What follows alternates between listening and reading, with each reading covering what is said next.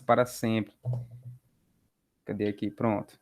Então, pessoal, é isso aí. Vamos dar início à nossa primeira aula. Como sempre, eu vou tentar ficar apresentando aqui nos slides para vocês e o máximo que eu puder no GeoGebra, porque essa disciplina, pelo menos esse conteúdo, é um conteúdo de forte apelo geométrico, né? Então, a gente vai usar muito o GeoGebra também. Exatamente, Adriano. A galera que não puder assistir agora, né, assiste depois. Mas quem puder assistir agora é bom porque já pode logo tirar suas dúvidas e assim por diante. Então vamos lá, né? Sem mais delongas, vamos começar aqui a nossa primeira aula. Então, gente, nós vamos começar com a definição. O que é essa tal de função de uma variável real a valores em R2? Ou função vetorial? Por que que ela tem o nome de função vetorial? Tá? A gente vai aprender isso aqui agora. Então, a questão é a seguinte, ó. Uma função de uma variável real a valores em R2 é uma função f de A em R2, onde A é um subconjunto de R. R aqui é o conjunto dos números reais, né? Então, toda função cujo domínio seja um subconjunto dos números reais e o contradomínio seja o R2, que é o plano cartesiano, essa função ela é chamada de uma função de uma variável real a valores em R2. Aqui, uma variável real é porque a gente está trabalhando só com números reais, é só um número, né? A valores em R2 é só para dizer onde é que a gente está chegando. Então, é o seguinte, uma tal função, ela associa a cada número real t, que pertence ao conjunto A, que é o domínio dela aqui, um único vetor f de t em R2. Então, a ideia é essa, ela pega um t que está aqui e associa a imagem dele, que a gente representa por f de t. Como esse f de t vai pertencer ao R2, então f de t vai ser um par ordenado, que também pode ser identificado como vetor, como a gente vai ver daqui a pouco, certo? Aí aqui é o seguinte, o conjunto A, que é de onde a gente está partindo, é chamado de domínio de F e vai ser representado por essa nomenclatura aqui. Você coloca D e indexado aqui você coloca o nome da função. No caso aqui é F maiúsculo, né? F. Aí quando na literatura a gente representa por letra maiúscula uma função, já é para indicar que é uma função vetorial, tá?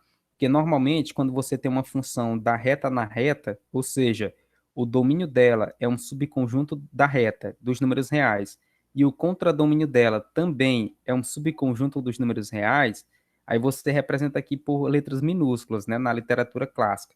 Quando a gente coloca a letra maiúscula, para dizer que o contradomínio não é R, mas é o R2, o R3, o R4, o R5, Rn de um modo geral, tá? Vamos supor sempre que o A é um intervalo ou então uma reunião de intervalos. Isso aqui é só para poder evitar alguns casos patológicos, ou seja, alguns casos problemáticos, tá? Né, tem alguns casos delicados, complicados, que se não for um intervalo, aí pode ter alguma série de problemas e a gente não quer trabalhar com esses casos agora. Então, vamos deixar isso aí de lado. Vamos sempre supor que o domínio é um intervalo ou uma reunião de intervalos. Aí, além do conjunto do domínio de uma função, nós temos também um outro conjunto importante, que é o conjunto imagem. A gente representa assim, IM de F. O que é o conjunto imagem? O próprio nome já diz tudo. É o conjunto de todas as imagens da sua função. Então, é o conjunto, ó, a gente usa a nomenclatura clássica, né, entre chaves, é o conjunto de todos os f de t pertencente a R2, onde esse t aqui, obviamente, tem que ser um ponto do domínio da função. Tá? Então, o conjunto imagem é o conjunto de todas as imagens, é o conjunto de todos os f de t, que podem ser vistos tanto como pontos quanto vetores, e a gente vai já ver geometricamente o porquê disso. Então, esse conjunto aqui, ele é chamado de imagem, e nesse contexto aqui de funções vetoriais, né, de funções a valores em R2, é a mesma coisa, o conjunto imagem também é chamado de trajetória. E durante os nossos exemplos aqui, vai ficar muito claro por que isso aqui é chamado de trajetória, tá? Trajetória da função f. Ótimo, então, geometricamente agora. Geometricamente, a situação é essa aqui, pessoal. Ó, eu tenho f, uma função que está definida aqui em algum subconjunto dos números reais e está tomando valores, né? Está pegando cada número real e associando a um ponto que está onde? No R2. Então, geometricamente, o conjunto dos números reais é representado por uma reta. Portanto, cada número real t, geometricamente, é representado por um ponto. E o aluno que está estudando cálculo, ele tem que ter essa noção aqui. Quando a gente fala, uma função que está definida em R, geometricamente ela está definida numa reta. E o que é o R2? O R2 é o plano cartesiano que nós conhecemos, né? O eixo X, aqui o eixo Y, e cada ponto que está aqui, portanto, é um par ordenado, tá? É representado por um par ordenado. Tem uma coordenada X e uma coordenada Y, tá? Então, essa função aqui, ela é uma função de uma variável real, ó, porque aqui é somente uma variável, é só um t, já que aqui é um objeto de dimensão 1, então aqui é só uma variável real, a valores em R2, ou seja, ela pega esse t e associa a um ponto que está no R2. Por que que essa função também é chamada de uma função vetorial? É porque, gente, cada ponto que está aqui no R2 pode ser identificado com um vetor. Que vetor é esse? É esse vetor aqui, olha, que sai da origem do R2 até este ponto. Por que que esse ponto aqui pode ser identificado com esse vetor? Porque eles têm as mesmas coordenadas. Quer ver, ó? Quem são as coordenadas de um vetor? Quem é que lembra aí lá da geometria analítica, né? Você faz o quê para determinar as coordenadas de um vetor? Você pega as coordenadas da extremidade menos as coordenadas da origem do vetor. Só que a origem desse vetor coincide com quem? Com a origem do R2. Então, esse ponto aqui tem que coordenadas 0, 0. Esse pontinho aqui tem coordenadas 0, 0. Quando você fizer aqui f de t menos 0, 0, vai dar quem? Vai dar o próprio f de t. Então, as coordenadas desse vetor coincidem com as coordenadas desse ponto. Então, é por isso que esse f de t, essa imagem aqui do t, ela pode ser vista tanto como um ponto, que é essa situação anterior, ou ele também, essa imagem, esse ponto, pode ser identificado com esse vetor aqui, que liga a origem do R2 até este ponto. Tá? Então, é por isso que ela é chamada de função vetorial. É porque para cada parâmetro t, para cada número real t, ela associa um vetor. A princípio é o seguinte, ela associa um ponto do R2. Mas por conta dessa identificação aqui, eu posso também dizer que essa função associa para cada número real um vetor que está no R2. Claro, eu também poderia definir uma função que para cada número real t associa um vetor que está no R3. E aí esse vetor aqui, esse ponto, teria 3 coordenadas. Eu também posso associar para cada t um vetor que está no R4. E aí a gente já não consegue mais nem visualizar, claro, né? R4, o espaço de dimensão 4. E aí cada vetor aqui, cada ponto teria 4 coordenadas e assim por diante, certo? Mas na aula de hoje a gente vai trabalhar só com funções nesse estilo aqui, de R em R2. Então, funções de uma variável real a valores em R2, ou simplesmente funções vetoriais em R2. Você pode usar essas duas nomenclaturas.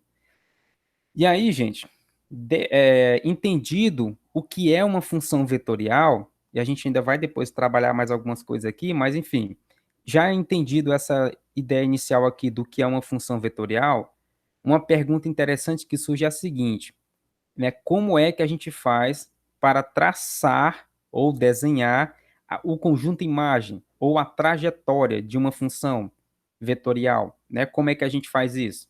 E aí, basicamente, é isso que a gente vai aprender a fazer na aula de hoje. Traçar a trajetória ou o conjunto imagem de funções vetoriais no R2, certo? Para fazer isto, nós precisamos recordar rapidamente aqui, tá? De algumas equações importantíssimas da geometria analítica. Porque se a gente não souber o que essas equações representam, então fica difícil a gente traçar a trajetória de uma função vetorial. Então, quais são as equações clássicas da geometria analítica? A primeira delas é essa aqui, equação da reta. Como é que é a equação da reta, a estrutura geral? A estrutura geral é essa aqui, certo? Olha, y igual a ax mais b com a diferente de zero. Então, toda equação que tem essa estrutura representa uma reta. Esse ponto B, a gente vai ver isso aqui no GeoGebra, tá? Esse ponto B é o chamado intercepto, é o ponto que intersecta o eixo Y, e esse ponto A, ele é responsável por me dar a inclinação da reta. Se o A é muito grande, ela vai estar inclinada numa direção, se o A é pequeno, entre 0 e 1, ela vai estar inclinada em outra direção e assim por diante, tá? Se o A é positivo, a reta tem um formato, se A é negativo, ela tem outro formato. Então é isso que a gente vai analisar agora no GeoGebra. Então vamos ver aqui, ó. Vamos traçar aqui uma reta que tem a seguinte equação, ó, y igual a 2x mais 3, por exemplo, tá? Então tá aqui. Tá aqui o plano cartesiano, tá aqui o 0, 0. E aqui, olha, a minha equação é 2x mais 3. Eu acho que está um pouco pequena aí para vocês verem, né? Mas infelizmente não tem como aumentar aqui o tamanho dessa letra. Mas aqui é y igual a 2x mais 3, tá? Então, olha o formato da minha reta. É uma reta que tem esse formato aqui de uma função crescente e que intersecta o eixo y justamente no ponto 3. Por quê? Porque o b aqui, olha, é igual a 3. Se eu botasse aqui, por exemplo, 2x mais 2, o que é que acontece com essa reta? Ela vai intersectar o eixo y no ponto 2, e assim por diante, tá? E se for 0? Se for 2x mais 0? Bem, 2x mais 0 é 2x, né? Então, se a minha função for só assim, 2x, o que é que acontece? Ela vai ser uma reta que passa por onde? Que passa pelo zero, tá? Porque é como se fosse 2x mais 0. Então, ela passa pelo zero aqui, ó. Aí, pessoal, esse parâmetro aqui, que está multiplicando o x, ele vai me dar a inclinação dessa reta. Vamos modificar aqui esse parâmetro. Ali está 2. Vamos colocar 3. O que é que acontece? Ó? Ficou mais inclinado para cima, né? Se eu aumentasse aqui, olha, vamos botar 4x. O que é que acontece? Opa. Se eu colocar ali 4x, o que é que acontece? Ó, fica mais inclinado. Se eu colocasse, sei lá, 6x, fica mais inclinado ainda. E se eu diminuísse, né? Se eu botasse um número entre 0 e 1, por exemplo, 0,5, o que é que acontece? Ela desceu aqui, não foi? 0,3, olha o que é que acontece. Vou botar 0,3. Ela desceu também, se aproximando mais do eixo x, tá? Então, esse parâmetro aqui que multiplica o número x é só para me dar inclinação. Inclusive o seguinte, né? Ó, se ele for positivo, ela tem esse formato aqui, de uma reta crescente, e se ele for negativo, o que é que acontece? Ela passa a ter o formato de uma reta, ou de uma função decrescente. Por exemplo, menos 2x. Menos 2x, ó, mudou o sentido, tá vendo? Ó, tá decrescendo aqui. Antes estava crescendo e agora vem decrescendo aqui, certo? Então, aqui é interessante vocês aprenderem a construir gráficos de funções de um ponto de vista mais sofisticado, né? Para fugir daquele trivial lá do ensino médio, que no ensino médio a gente fazia o quê? A gente atribui valores, né? Aí encontra uns pontinhos e depois liga os pontos. Mas aqui não. Basta você enxergar o seguinte, ó. Quem é a função y igual a x? Essa aqui é uma função, essa reta aqui é uma reta muito utilizada. É a famosa bissetriz do primeiro e do terceiro quadrante. Ela divide esse ângulo aqui de 90 graus em dois ângulos de mesma medida, em 45 graus aqui, certo? Então é a famosa bissetriz do primeiro e do terceiro quadrante. Y igual a x. A partir desse gráfico, eu consigo obter uma infinidade de gráficos, pessoal. Por exemplo, se eu pegar y igual a x mais 3, como é que vai ser o gráfico dessa nova função? Vai ser simplesmente o seguinte, você vai pegar esse gráfico aqui, da y igual a x, e deslocar para cima 3 unidades. Quer ver? Ó, y igual a x é essa aí que está aparecendo para vocês. É a famosa bissetriz do primeiro e terceiro quadrantes. Se eu somar aqui 3 unidades, ó, o que é que vai acontecer? Ele vai suspender a reta 3 unidades. Estava passando aqui pelo zero, 1, 2, 3 unidades. Ó, suspendeu, certo? Se fosse y igual a x mais 2, então vai ficar isso aqui. Ó. Vai ficar a identidade, só que deslocada para cima aqui 2 unidades, tá? Se eu colocasse, por exemplo, aqui eu estou somando, né? E se eu subtrair isso, o que é que vai acontecer? Você vai deslocar para baixo. Então, se fosse aqui menos 2, o que é que acontece? Você pega a reta e desloca 2 unidades aqui para baixo. E assim por diante. Então, a partir do gráfico de uma função elementar, que é a bissetriz do primeiro e terceiro quadrantes, você consegue obter uma classe de outras, uma infinidade de retas, né? De gráficos dessa equação aqui. Então, pessoal, e se fosse assim, né, ó, um 3x, se eu multiplicar aqui o 3x, o que é que vai acontecer? Então, vamos recapitular. Se você está aqui com y igual a x, é a famosa função identidade. Se eu multiplico esse x aqui por 3, o que é que vai acontecer? Ele vai só mudar um pouco a inclinação. Continua sendo uma reta que passa pela origem, mas vai mudar só a inclinação. Olha aí, mudou a inclinação. Se eu somasse agora ali um 2, ele vai pegar essa reta aqui, 3x, né, y igual a 3x, e vai deslocar para cima ou para baixo. Se eu somar, desloca para cima, se eu subtrair, desloca para baixo. Então, se eu botar aqui mais um, ó, ele vai deslocar uma unidade para cima, tá aí. Se eu botasse menos 2, ele desloca 2 unidades para baixo, com relação ao zero, claro, né? Aqui, ó, 1, 2. Tá? Então, é assim que você obtém gráficos a partir de um mais elementar. E o mesmo vale também se esse número aqui fosse negativo, né? Ó, se fosse, por exemplo, menos 2. Aí ela tem esse formato aqui, né? Ó, se fosse só assim. Se fosse só assim primeiro. Y igual a menos x. Quem é isso aqui? É a bissetriz do segundo e do quarto quadrante, né? Que é o primeiro, segundo, terceiro e quarto quadrante. Então, isso aqui é a bissetriz, ó, do segundo e do quarto quadrante. Então, y igual a menos x. Se eu multiplico aqui por exemplo, menos 2, né? Menos 2x, então ela vai só mudar a inclinação. Continua sendo uma reta que passa pela origem, mudei só a inclinação. Se eu somar aqui 1, por exemplo, o que é que acontece? Eu vou pegar essa reta e deslocar uma unidade para cima. Então, se eu somo 1, desloco uma unidade para cima. Se eu tiro aqui, por exemplo, 3, menos 3, então ele desloca 3 unidades para baixo, sempre contando a partir do zero, claro. Então tá aqui. 1, 2, 3 para baixo, certo? Mas o gráfico é a mesma reta, você só está deslocando para baixo, para cima, para os lados e assim por diante, certo? Então, quem tiver alguma dúvida é só perguntar. Mas essa equação aqui, y igual a x mais b, representa uma reta onde esse parâmetro b é o ponto de interseção com o eixo y e esse parâmetro a é o responsável pela inclinação da reta, certo?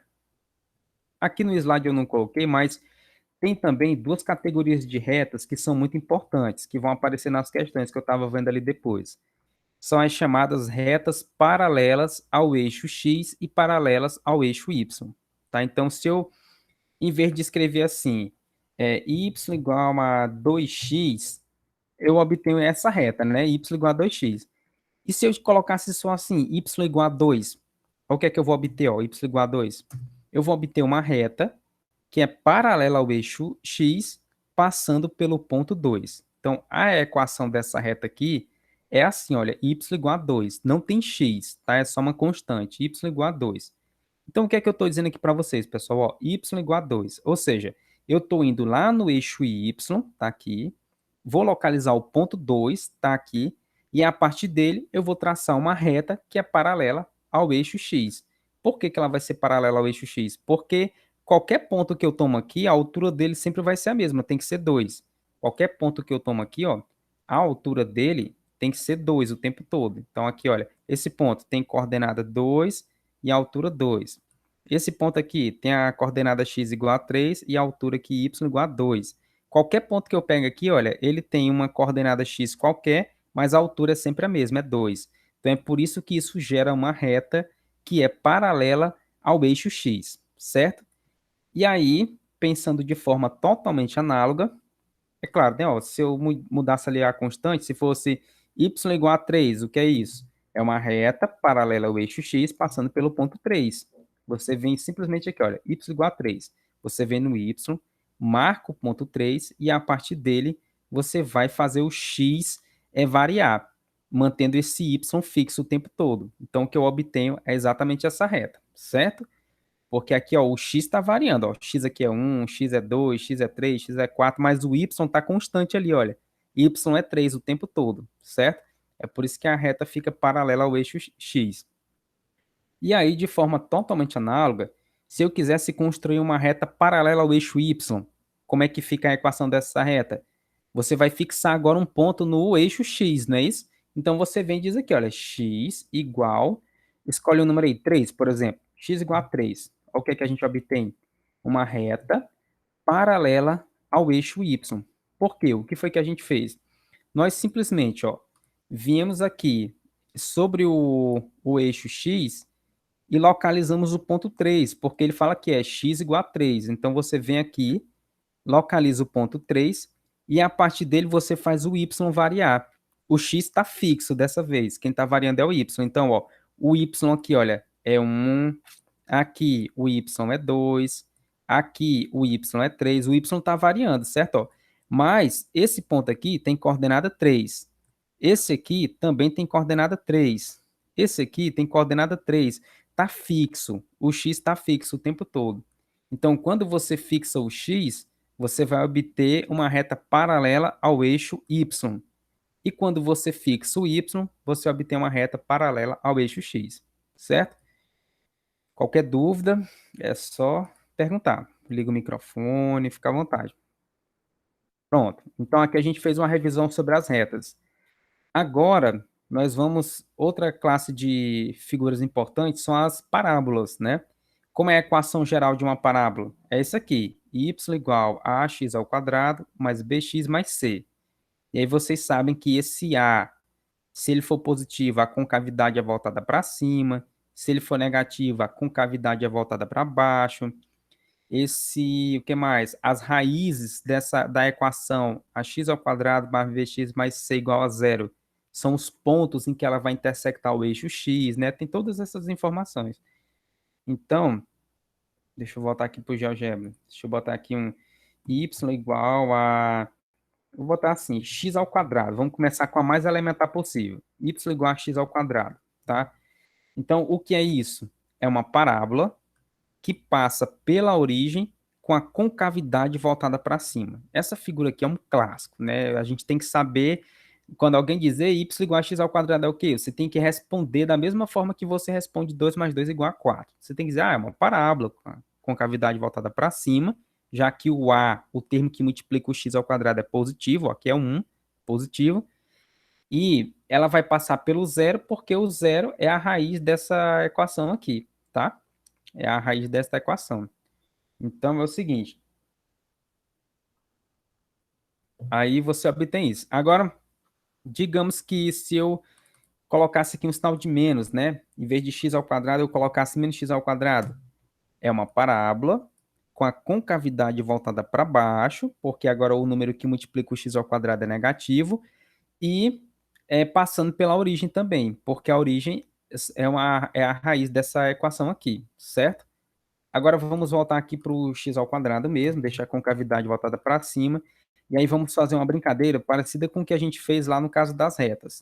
O que foi que a gente fez no caso das retas? A partir de um gráfico elementar, que foi o da função identidade, né, a bissetriz do primeiro e terceiro quadrantes, a gente obteve uma classe de outras retas, né, de outros gráficos. Então vamos fazer isso aqui também. Deixa eu só aumentar aqui para visualizar melhor. Pronto, então vamos fazer isso aqui também. Se eu pegasse essa função y igual a x ao quadrado, é esta parábola. Se eu somasse aqui um 2, o que é que vocês acham que vai acontecer, né? Somando um 2 aqui. Eu vou simplesmente pegar esse gráfico e deslocar para cima 2 unidades. Será ser isso? Ó, vamos ver. Ó, foi exatamente isso que aconteceu. Peguei o gráfico e desloquei para cima 2 unidades. E se eu tivesse subtraído um 3 aqui, né? Vamos supor, subtrair um 3. Você vai fazer o quê? Pegar o gráfico da função identidade, que passa aqui pela origem, e deslocar para baixo 1, 2, 3 unidades. E assim por diante, tá, gente? E aí, quem são as raízes dessa equação aqui? X ao quadrado menos 3, né? Ou seja, quem é que zera? Quem são as raízes? Quem é que zera essa equação aqui? É exatamente o raiz de 3 e o menos raiz de 3, né? Se você substituir aqui raiz de 3 ao quadrado, é 3. Menos 3 dá zero. Tá bem que ó, esse ponto aqui é o raiz de 3. E o outro ponto é o menos raiz de 3, né? Se você substituir aqui por menos raiz de 3 ao quadrado, vai dar 3 também, menos 3 que dá zero. Então, esse ponto aqui, olha, menos raiz de 3. Esse aqui é o raiz de 3, esse aqui é o 3. Por exemplo, se eu colocasse aqui o valor 4, né? Valor 4 ali, ó, x ao quadrado menos 4. Então, o que é que eu estou fazendo? Eu estou pegando aquele gráfico da parábola que passa pela origem com a concavidade voltada para cima e estou deslocando para baixo, já que é menos 4 unidades. 1, 2, 3, 4. Está aqui.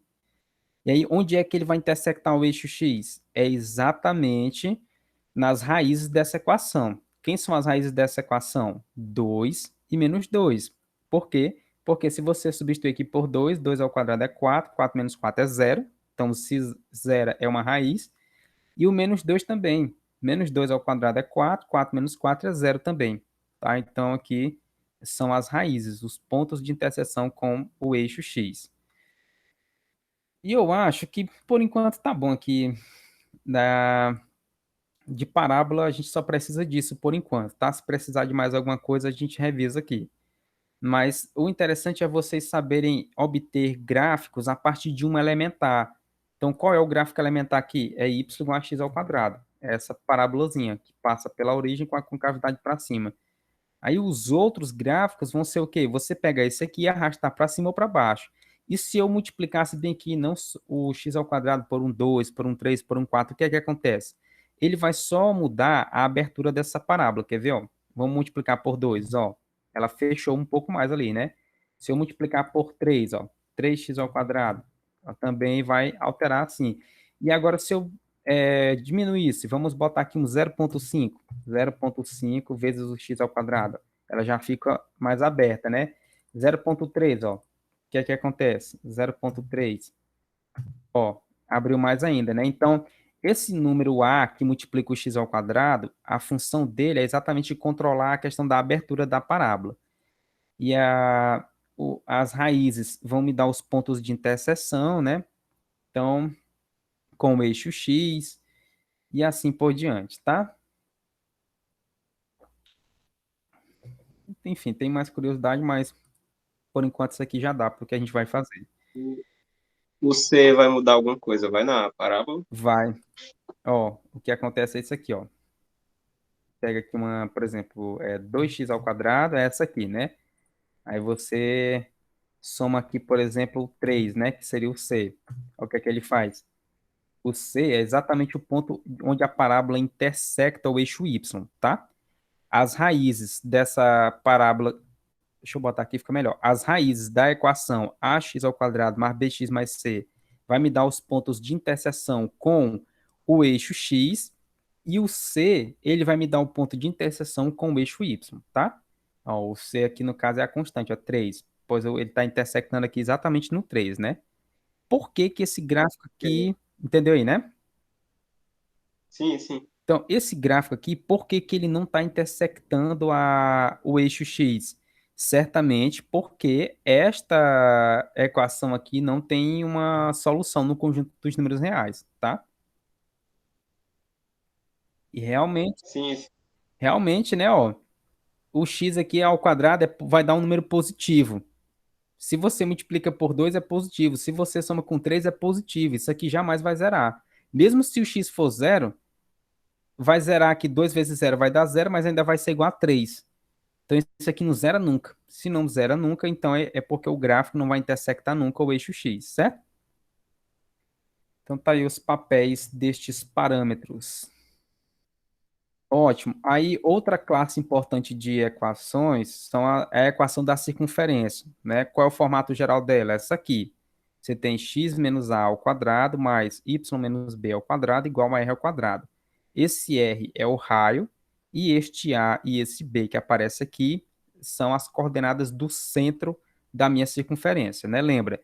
Para caracterizar uma circunferência, eu preciso de duas coisas: o centro e o raio. No caso aqui, eu estou dizendo que o centro é o ponto de coordenadas A e B e o raio é igual a R, tá? Então, em particular, quando esse A e o B são iguais a zeros, como é que fica essa equação? Vai ficar só x ao quadrado mais y ao quadrado igual a r ao quadrado, né? Porque esse x é zero, então x menos zero é x. Aí que vai ficar só x ao quadrado. Mas, se o b é zero, y menos zero é y, então vai ficar só y ao quadrado.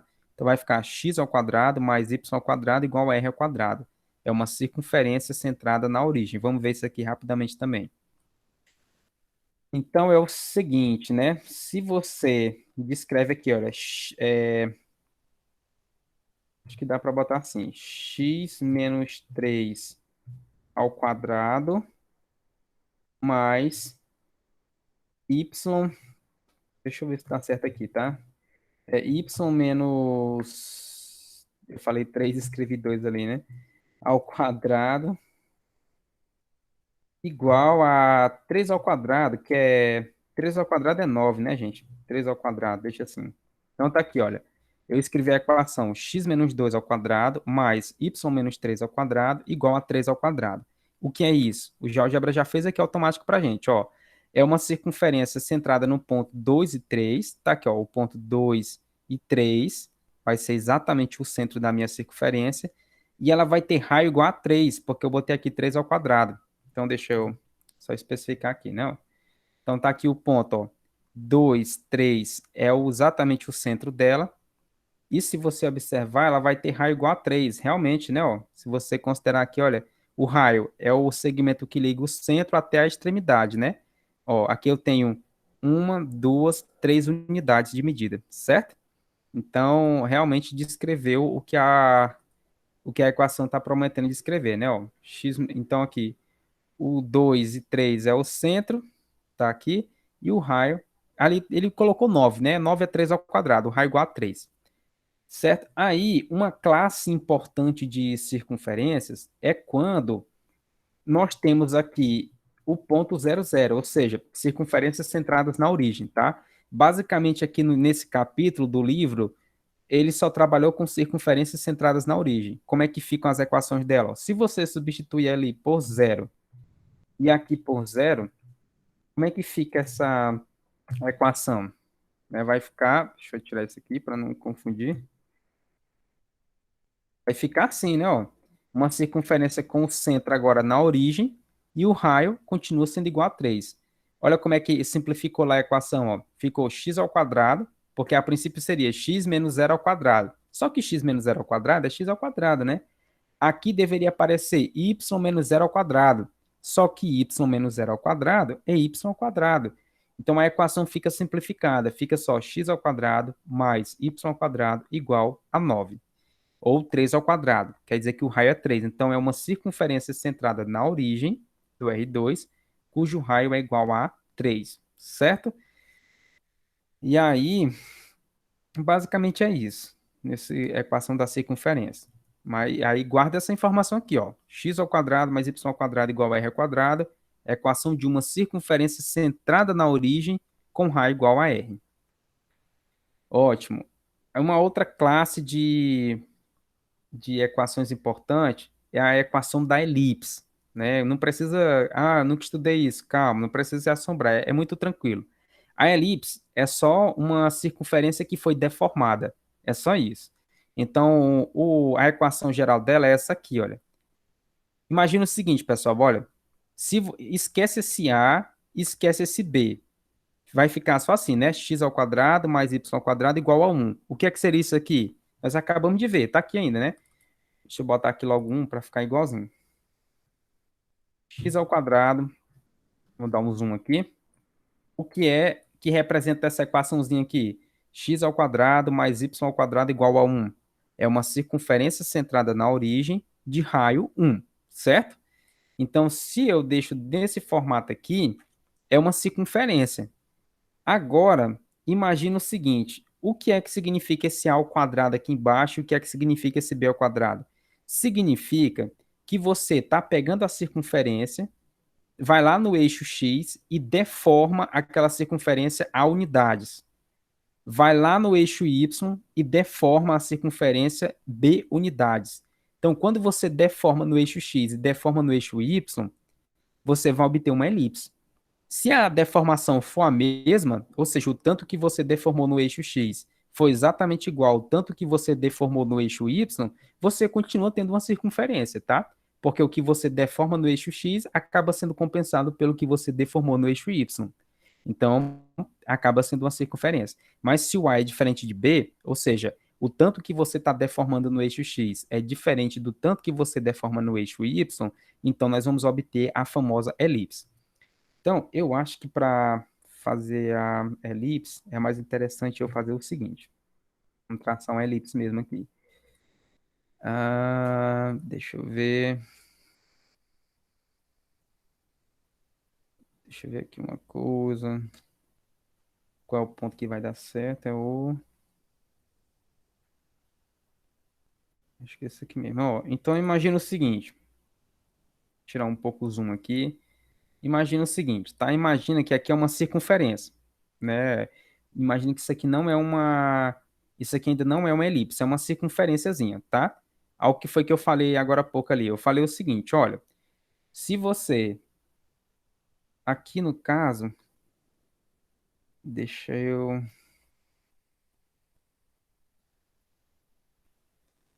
Enfim, aqui é uma circunferência, tá? Com o centro na origem e um determinado raio igual a R, tá? Aí o que é que eu vou fazer? Eu vou pegar e vou vir aqui no eixo X e vou deformar por A unidades. Olha o que é que vai acontecer, ó. Eu vou deformar aqui, olha, no eixo, só no eixo X. Esse aqui vai ficar fixo, tá? Vamos deformar só o eixo X. Eu deformo aqui uma unidade para a direita e uma unidade para a esquerda. Já deu uma achatada aqui na figura, não foi? Se eu deformasse duas unidades, né? Ó, tava aqui, eu vou deformar uma, duas unidades para a direita. Tava aqui, né? Inicialmente, agora eu vou deformar uma, duas unidades para a esquerda. Ó, já ficou mais achatada ainda, não foi? Percebam que esse ponto aqui no eixo Y, ele está fixo. Eu estou deformando só aqui, ó. Estou deformando só aqui com relação ao eixo X. Então, quando você divide aqui por A ao quadrado, geometricamente o que você está fazendo é isso. É deformando com relação ao eixo X. E quando você divide aqui por B ao quadrado, você está deformando B unidades com relação ao eixo Y. Então, agora aqui é o seguinte, ó, você, por exemplo, quer deformar uma unidade com relação ao eixo Y, ó, você diminui aqui uma ou duas unidades, ou então vem para cá. Aí, à medida que você vai deformando, ó, você vai obtendo exatamente uma elipse, tá? E aí, claro, se você deforma, o tanto que você deforma em um é o mesmo, o tanto que você deforma no outro, então, na verdade, você vai continuar obtendo uma circunferência, tá? Então, gente, a elipse é isso aqui. A elipse é basicamente isso aqui, ó. Aqui no caso, ó, se você deformasse aqui, tá aqui o zero, né? Ó, você deformou basicamente aqui 1,5, não foi, ó? Dá para diminuir um pouquinho mais. Pronto, ó. Ó que curioso isso aqui. Com relação ao eixo X aqui, ó. Do zero até esse ponto, eu tenho basicamente 1,5 unidades, né? Aqui, olha, do zero até esse ponto também é 1,5 unidades. Então, eu estou dizendo o seguinte, o tanto que eu deformei no eixo X está praticamente igual, está igual, né? À quantidade que eu deformei no eixo Y. E qual é a figura que eu tenho? Uma circunferência, tá? Porque o tanto que eu achatei de um lado, eu achatei do outro, continua sendo a circunferência. Agora, se você aumenta mais aqui no eixo X e mantém fixo ali o eixo Y, então você vai obter uma elipse. Então, isso aqui é a equação de uma elipse. Aí, um ponto interessante aqui, antes da gente continuar, é só o seguinte. Quais são os pontos que ela intersecta o eixo X? Quais são os pontos que ela intersecta o eixo Y? É fácil de você descobrir, porque é só o seguinte, ó. Vamos fazer aqui rapidamente umas continhas. A fórmula é essa aqui, né? Você tem ali x ao quadrado, já que eu amplio aqui para vocês enxergarem, dividido por a ao quadrado. É tranquilo isso aqui. Mas aí você tem aqui y ao quadrado dividido por b ao quadrado igual a 1. Você tem essa formulinha aqui. Aí vamos fazer uma rápida brincadeira algébrica aqui com essa expressão. Deixa eu ampliar aqui para vocês visualizarem. Ficou melhor aqui o tamanho, né? Ó, então, vamos fazer o seguinte. Pega essa... Deixa eu só tirar esse eixo aqui. Então, pega essa expressão e faz nela o y igual a zero, para você obter os pontos que ela vai intersectar o eixo x. Faz o y igual a zero. Se você fizer o y igual a zero, gente, o que é que você vai obter? Zero dividido por b vai dar zero, né? Então, aí, essa parte aqui vai sumir. Então, vai ficar só isso aqui, não é isso? Ó? Vocês concordam? Se eu fizer o y igual a zero, eu vou obter isso aqui, certo? Então, faz o y igual a zero, eu obtenho isso aqui. Isto aqui, por sua vez, produto dos meios pelos extremos, é igual a quê? É igual a você ter x ao quadrado é igual a ao quadrado, certo? Então vai ficar assim, x ao quadrado é igual a ao quadrado. Aí pergunta, quem são as soluções dessa equação aqui? X ao quadrado igual ao quadrado. As soluções desta equação são quem? É o a e o menos a. Se eu colocar aqui a, eu vou ter a ao quadrado é igual ao quadrado, ok, é uma solução da equação. E o menos a também, né? Porque menos a elevado ao quadrado vai ficar a ao quadrado mesmo, positivo. Então, a ao quadrado igual ao quadrado. Então, o que é que eu estou querendo dizer? Que a partir daqui, eu obtenho o seguinte, eu vou até colocar aqui, como um sinalzinho de implica. Long right, cadê? RIGHT, pronto. Então, isso implica que o x é igual a A, ou então, né, o x é igual a menos A. Aqui são as soluções desta equação. Então, isso aqui implica que o x é igual a A ou x é igual a menos A. Geometricamente, isso aqui significa o seguinte, ó, que se a elipse tem essa equação aqui, então os pontos onde ela intersecta o eixo x vão ser os pontos A e menos A. E o A é esse pontinho que aparece aqui debaixo desse x ao quadrado. Ó. Então, vai ser os pontos A e menos A. E aí você usa o mesmo raciocínio para, já que a gente faz a figura, você usa o mesmo raciocínio para o eixo y. Vamos agora fazer o x igual a zero. Se eu fizer o x igual a zero, qual é a equação que eu vou obter? Se isso aqui é zero, então vai ficar só y ao quadrado sobre b ao quadrado igual a 1. Então vamos alternar aqui. Vai ficar y ao quadrado sobre b ao quadrado é igual a 1.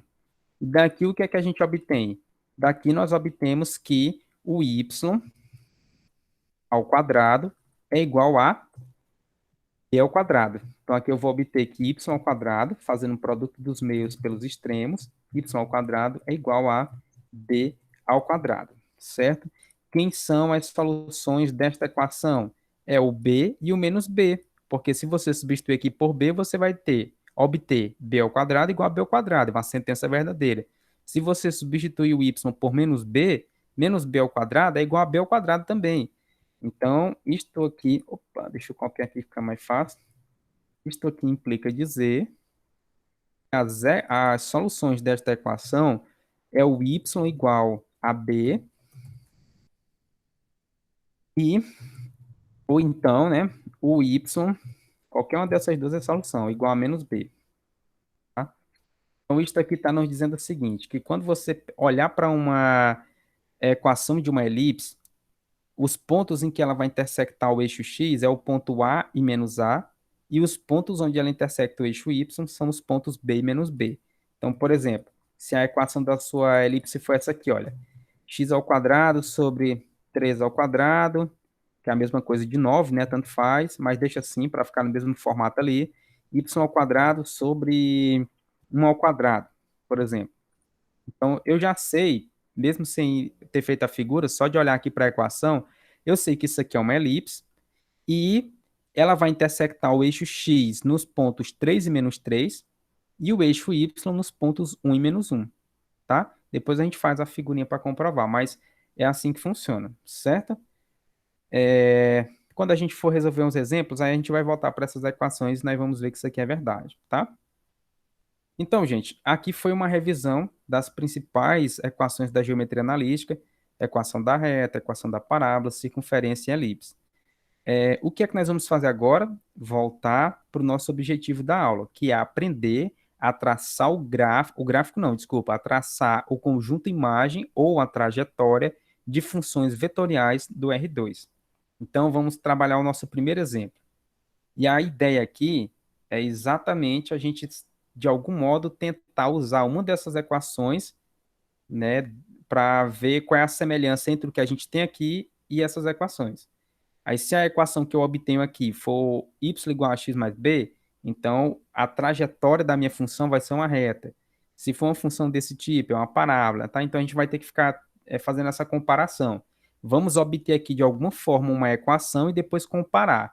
Dentre essas categorias, né, essa equação que a gente obteve, ela é o quê? Será se é de elipse, circunferência, parábola, reta, ou outras coisas que também pode ter, tá? Que só são as principais. É isso que a gente vai fazer. Então vamos lá. Como é que a gente procede? Olha como é simples. Então, exemplo 1. Seja f uma função vetorial de R em R2.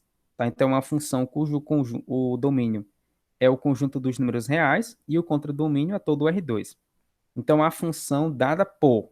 Então, aqui está a expressão da minha função. F de t é igual a t e 2t. Então, o que é que minha função faz? Para cada número real t, ela associa o par ordenado que tem essa característica. A primeira coordenada é igual a t e a segunda coordenada é 2t. Tá? Lembrando que quando a gente fala de par ordenado, esse primeiro par ordenado é o quê? A coordenada x, não é? e essa segunda coordenada é a coordenada y, certo? Então, aqui na letra A, ele pede o seguinte: calcule a imagem do zero e calcule a imagem do número um, ou seja, o f de zero e o f de um. Gente, aqui é só substituição direta. Você pega essa expressão, onde tem t, você substitui por zero, e depois aqui você pega essa expressão, onde tem t, você substitui por um. Substituição direta, tá? Então vai ficar assim, ó, solução. F de zero, como aqui é t e 2t, então vai ficar f de zero igual a zero e 2 vezes zero. Só substituir. No lugar do t, coloquei zero. Aí aqui é 2 vezes t. No lugar do t, coloquei zero. Ficou 2 vezes zero. Só que 2 vezes zero é zero, né? Então isso aqui é o par ordenado. Primeira coordenada zero, segunda coordenada zero. Então pronto, a imagem do zero é o par ordenado zero, zero. Ou seja, ela leva o número real zero, ela associa o número real zero ao par ordenado zero, zero, que é a origem do R2. Alguém está pedindo aí para entrar? Certo. E aí, pessoal, voltando aqui, aí aqui é o seguinte, e como é que a gente calcula esse f de um? É a mesma coisa, só substituição direta. Então, f de um, você só vai substituir aqui onde tem t por um. Então, f de um vai ser igual, no lugar do t, você substitui por um. Aqui é 2t, no lugar do t, você substitui por um. Então, vai ficar 2 vezes um. Só que 2 vezes um é 2, né? Então, esse aqui é o par ordenado 1, 2. Ou seja, a imagem do número um é o par ordenado 1, 2. Essa função, ela associa o número real um ao par ordenado 1, 2. Ou, se preferir, ela associa o número real um ao vetor cujas coordenadas são iguais a 1 e 2. Letra A resolvida. Agora sim, a letra B e os próximos exemplos vai ser só para a gente fazer isso aqui, olha. Desenhar a imagem da função. Como é que eu desenho a imagem dessa função? Né? Quando eu olho lá para todo o conjunto de imagem, o que é que vai resultar? Será se é uma parábola, uma reta, uma circunferência, um pedaço de uma circunferência? Vamos ver. Como é que a gente faz isso? Você só olha como é simples, ó. Então, solução. A primeira coordenada a gente sempre vai chamar de x e a segunda coordenada a gente sempre vai chamar de y. Então, eu vou fazer o seguinte, ó, fazendo o x é o que está aqui na primeira coordenada, que é t. Então, vamos fazer x igual a t e o y é a segunda coordenada, que no caso aqui é quem? 2t. Então, fazendo x igual a t e y igual a 2t, o que é que eu observo? Aí aqui, gente, vocês têm que tentar encontrar uma relação entre a primeira e a segunda coordenada. Então, na opinião de vocês, qual é a relação que existe entre a segunda e a primeira coordenada? O que é que vocês acham aí? Qual é a relação aqui que existe entre a segunda e a primeira coordenada? Que um é o dobro da outra. Perfeito, perfeito. A relação aqui está na cara, né? A segunda coordenada é o dobro da primeira. Como eu estou chamando aqui de xy, então como é que isso se traduz? Temos que o y, segunda coordenada, é 2x, é o dobro da primeira, tá? Então temos que y igual a 2x. Gente, y igual a 2x, isso aqui é a equação de quê? A gente acabou de ver. Isso aqui representa o quê?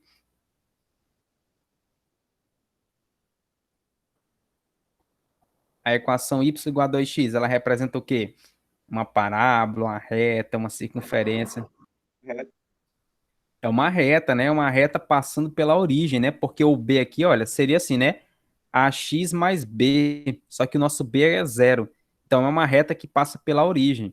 Então, essa reta aqui, y igual a 2, essa equação aqui, y igual a 2x, é exatamente, ó, deixa só eu modificar bem aqui uma coisa. Pronto, então, ó, deixa eu fechar aqui e abrir de novo que fica mais fácil.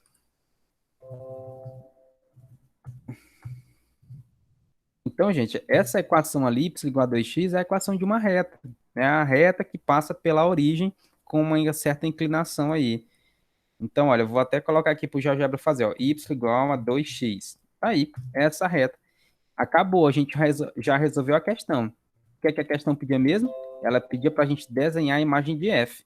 A imagem de f corresponde a esta equação aqui.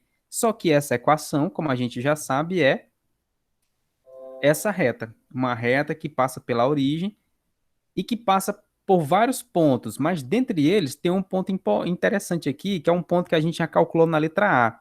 Olha o que é que a letra A está dizendo. Caramba! Olha o que é que a letra A está dizendo. Que o ponto 00 está na imagem e o ponto 12 está na imagem também. Então, essa reta tem que passar por este ponto e por esse ponto aqui também. E é verdade, né? Ó, o ponto 00 está aqui e o ponto 12 está bem aqui. Ó, ela passa por esses dois pontos. Tá? Então, está muito coerente aqui com o que a gente está fazendo. Então, acabou. Ou seja, a imagem é uma reta que passa pela origem 00 e pelo ponto 12. Pronto, é só isso aqui. Então, quando ele pedir para você desenhar a imagem de uma função vetorial, a primeira coisa que você tem que tentar fazer é encontrar uma relação entre a segunda e a primeira coordenada. Nesse caso aqui, a relação, ok, a segunda coordenada é o dobro da primeira. Então, a gente botou y igual a 2x, e com isso aqui é uma equação de uma reta, portanto, a imagem dessa função é uma reta, certo? Nem sempre vai ser tão trivial assim, você enxergar uma relação direta entre a segunda e a primeira coordenada. E nem, às vezes nem dá para fazer isso mesmo. Aí existem outras técnicas que eu vou apresentar aqui para vocês, tá? Mas aqui, ok, o primeiro passo é tenta encontrar a relação. Se não encontrar, aí você tenta fazer outras técnicas que a gente vai ver aqui. Exemplo 2. Desenhe a imagem da função vetorial f de r em R2 dada por... Olha, percebam sempre que o domínio é um conjunto dos números reais e o contradomínio é sempre o R2, tá? Dada por f de t igual a t e t ao quadrado.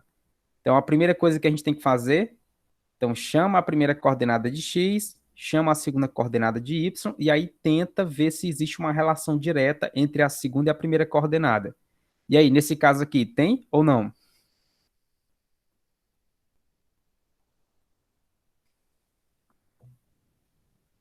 O que é que vocês Tem. acham? O que é aí? Diga aí, por favor. Um é outro ao quadrado.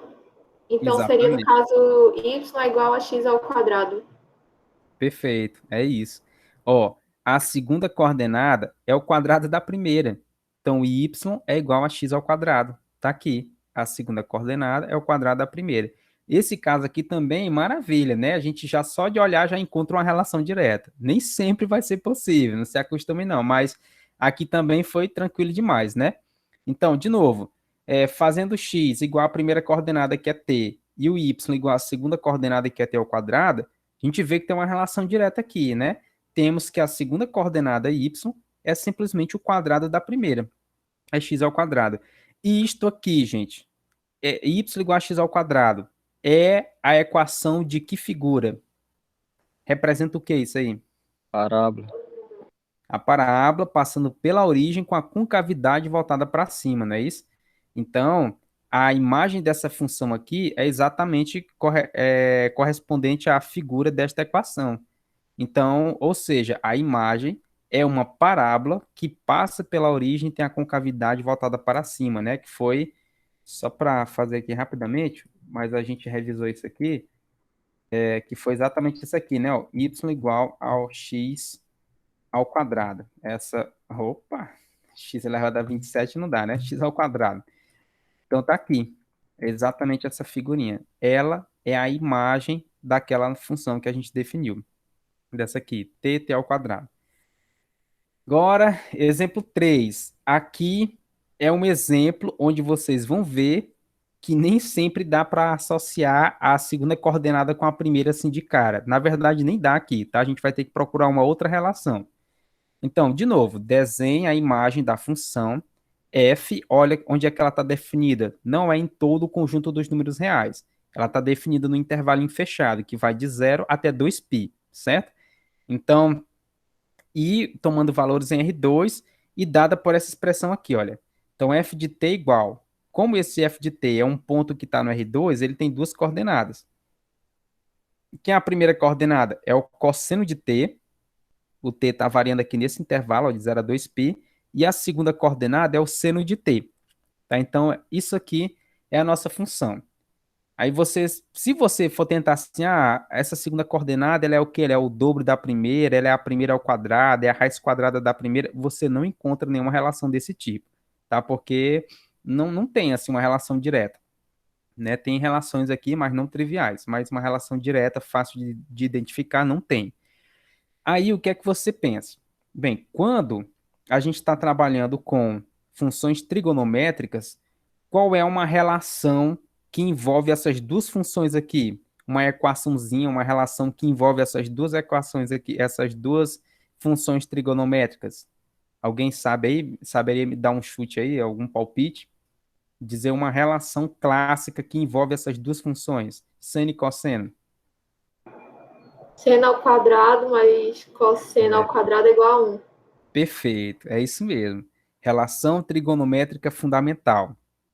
Você sabe que o cosseno, assim, eu não sei escrever o seno em função do cosseno, né, de forma direta, mas eu sei que existe uma relação envolvendo essas duas coordenadas aqui. Eu sei que se eu pegar o cosseno ao quadrado e somar com o seno ao quadrado, isso tem que ser igual a 1. Relação trigonométrica fundamental, tá? Então, vamos usar exatamente essa relação. Então, o que é que eu vou fazer? Como sempre, eu vou chamar a primeira coordenada de x é igual à primeira coordenada, e vou chamar a segunda coordenada de y. Aí o que é que eu sei? Que se eu pegar cosseno ao quadrado mais seno ao quadrado, isso é igual a 1. Só que quem é o cosseno ao quadrado? Ele é x ao quadrado, né? Então, bora fazer o seguinte, ó. Observe que, se você pegar x ao quadrado mais y ao quadrado, isso aqui vai ser igual a quanto? Vamos substituir o x por cosseno e o y por seno, tá? Então, isso aqui vai ser igual a cosseno ao quadrado, ó, porque se o x é igual a cosseno, então x ao quadrado é cosseno ao quadrado. Então, no lugar do x ao quadrado, eu substituo por cosseno ao quadrado, aí mais, no lugar do y, eu vou substituir por seno. Se o y é igual a seno, então é porque y ao quadrado é igual a seno ao quadrado. Então, aqui no lugar do y ao quadrado, eu substituí por seno ao quadrado de t. Aí, como a Marina já falou, cosseno ao quadrado mais seno ao quadrado é a relação trigonométrica fundamental. Isso aqui é sempre igual a 1. Independentemente do valor de t, isso aqui é sempre igual a 1. Então, olha só a equação que a gente obteve. X ao quadrado mais y ao quadrado é igual a 1. E essa equação aqui, gente, ela descreve o quê? Nós já vimos também agora há pouco. X ao quadrado mais y ao quadrado igual a 1. O que é que ela descreve?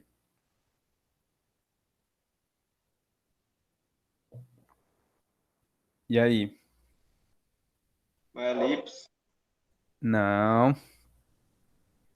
A elipse teria que ter aqui embaixo as deformações, ó. A dividido por 3 ao quadrado, dividido por 5 ao quadrado, teria que deformar o eixo x e o eixo y. Não tem essas deformações. Então é o quê? Circunferência. É a circunferência, né, de centro na origem e raio igual a 1, certo? Porque aqui é como se fosse assim, x menos zero ao quadrado e aqui y menos zero ao quadrado, igual a 1 ao quadrado, que é 1, né? Então, é uma circunferência de centro na origem, raio 1. Então, olha, ou seja, a imagem é uma circunferência de centro na origem e raio igual a 1. Gente, nesse caso aqui, realmente, eu tenho uma circunferência, sabe por quê? Porque não é simplesmente pelo fato de ter x ao quadrado mais y ao quadrado igual a 1, não. É também uma circunferência pelo fato de que esse parâmetro t, ele está percorrendo uma volta completa, ele está indo do zero até o 2π. Se ele não fosse do zero até o 2π, então eu não tenho uma circunferência toda, eu ia ter só um pedaço de uma circunferência aí, tá? Uma semicircunferência ou um arco de circunferência. A gente vai ver isso com mais calma no próximo exemplo. Mas eu já quero chamar a atenção que nesse caso aqui, ok, o meu parâmetro t, ele está dando uma volta completa de 0 até 2π. Então isso aqui realmente representa uma circunferência. Mas nem sempre nesse contexto aqui de cálculo 2, nem sempre essa equação aqui representa uma circunferência. Tudo depende de onde esse t está variando aqui, certo? Então, vamos ver um outro exemplo. Ó.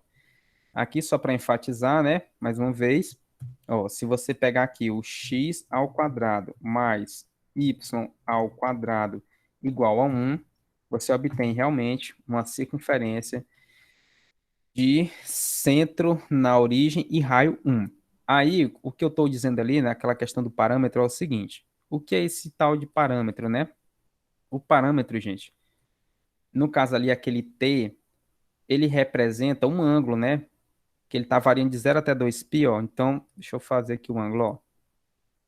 O t representa esse ângulozinho verde que está aparecendo aqui, ó. Aquele t, deixa eu até colocar aqui.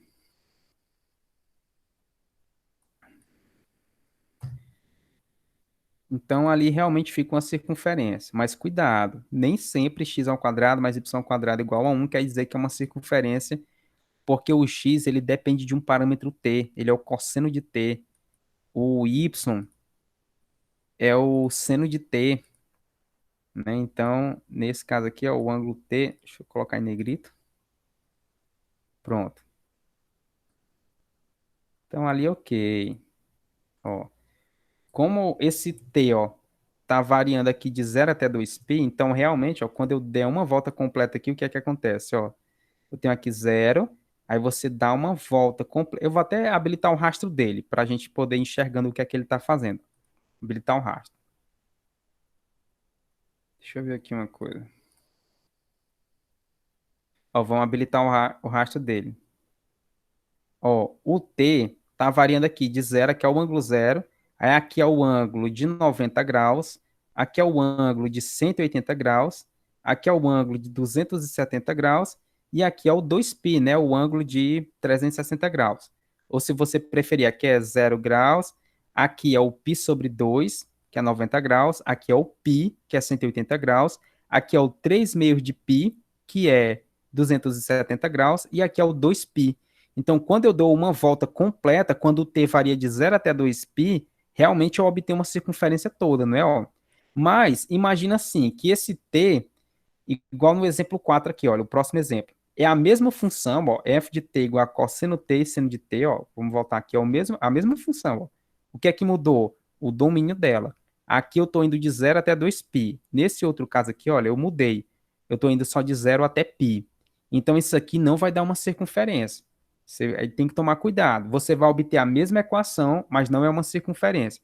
Por quê? Porque se eu estou indo só de 0 até π, então vai acontecer isso aqui, ó. Você começa no 0, vai andar aqui π sobre 2 unidades, vai andar aqui π unidades e vai parar aqui. Você não pode continuar porque o t, ele não passa de π, ele só vai de 0 até π. Então vai ser só, na verdade, essa semicircunferênciazinha aqui, ó, certo? Vai ser só essa semicircunferência localizada aqui no semiplano superior. Mas vamos ver isso ali com calma, fazer as continhas. Mas eu já estou só adiantando que onde esse parâmetro t está variando é importantíssimo para a gente decidir se realmente a imagem da função vai ser uma circunferência toda ou não, ou só uma parte dela. Aqui de novo, né? Ó, você faz o x igual a cosseno de t, que é a primeira coordenada, a mesma história que a gente fez no exemplo 3. O y a gente vai chamar de seno de t, que é a segunda coordenada. Aí, o x ao quadrado mais y ao quadrado vai ser quem? Substituir o x por cosseno, vai ficar cosseno ao quadrado, mais substituir o y por seno, vai ficar seno ao quadrado. Por conta da relação trigonométrica fundamental, isto aqui é sempre igual a 1. Então, a princípio, você pode se iludir, né? Você, x ao quadrado mais y ao quadrado igual a 1 é uma circunferência de centro na origem, raio 1. Cuidado, porque o nosso x, ele depende de um parâmetro t. E o t aqui, olha, só está indo de 0 até π. Então, isso aqui não vai dar uma volta toda. Portanto, não vai representar a circunferência toda, certo? Então, como o t está variando só no intervalo de 0 até π, então a imagem é a semicircunferência localizada no semiplano superior, com centro na origem e raio 1. O centro continua sendo 0, 0 e o raio continua sendo 1. Só que essa equação aqui, por conta do t estar variando só de 0 até π, não vai descrever toda a circunferência, só uma parte dela, no caso de 0 até π. Gente, o que é esse tal de semiplano superior? É isso aqui, ó. Quando você tem um plano cartesiano, você tem aqui o eixo x, né? Tudo que está acima desse eixo x, a gente chama de semiplano superior. E tudo que está abaixo do eixo x, a gente chama de semiplano inferior, tá? No caso aqui, quando eu fizer o meu t variar de 0 até o π, ou seja, de 0 até 180 graus, eu vou obter uma semicircunferência, né? Ou seja, só a metade de uma circunferência, e ela está localizada no semiplano superior, ó, que ela está inteiramente acima do eixo X, tá? Então, é por isso que eu falei ali, localizada no semiplano superior. O centro continua sendo aqui na origem e o raio continua sendo 1. Isso não muda, certo? Então, muito cuidado com esse parâmetro t, tá? Muita gente erra porque olha só para a equação, aí se empolga, já sei, uma circunferência. Não. O t está variando de 0 até 2π, é uma circunferência completa. Se o t não está variando de 0 até 2π, então você não vai ter uma circunferência completa, certo? Ok, exemplo 5. Qual é a diferença do exemplo 4 aqui, olha, da função do exemplo 4 para o exemplo 5, né? Você tem aqui uma função f, de novo aqui, olha, de 0 até 2π, então eu vou dar uma volta completa, não preciso me preocupar. E a função, ela é dada por esta expressão, 2 cosseno t e 2 seno t. A diferença aqui, né, é porque eu peguei esta primeira coordenada e multipliquei por um número, uma constante, 2, e peguei a segunda coordenada e multipliquei por uma constante, que foi 2 também.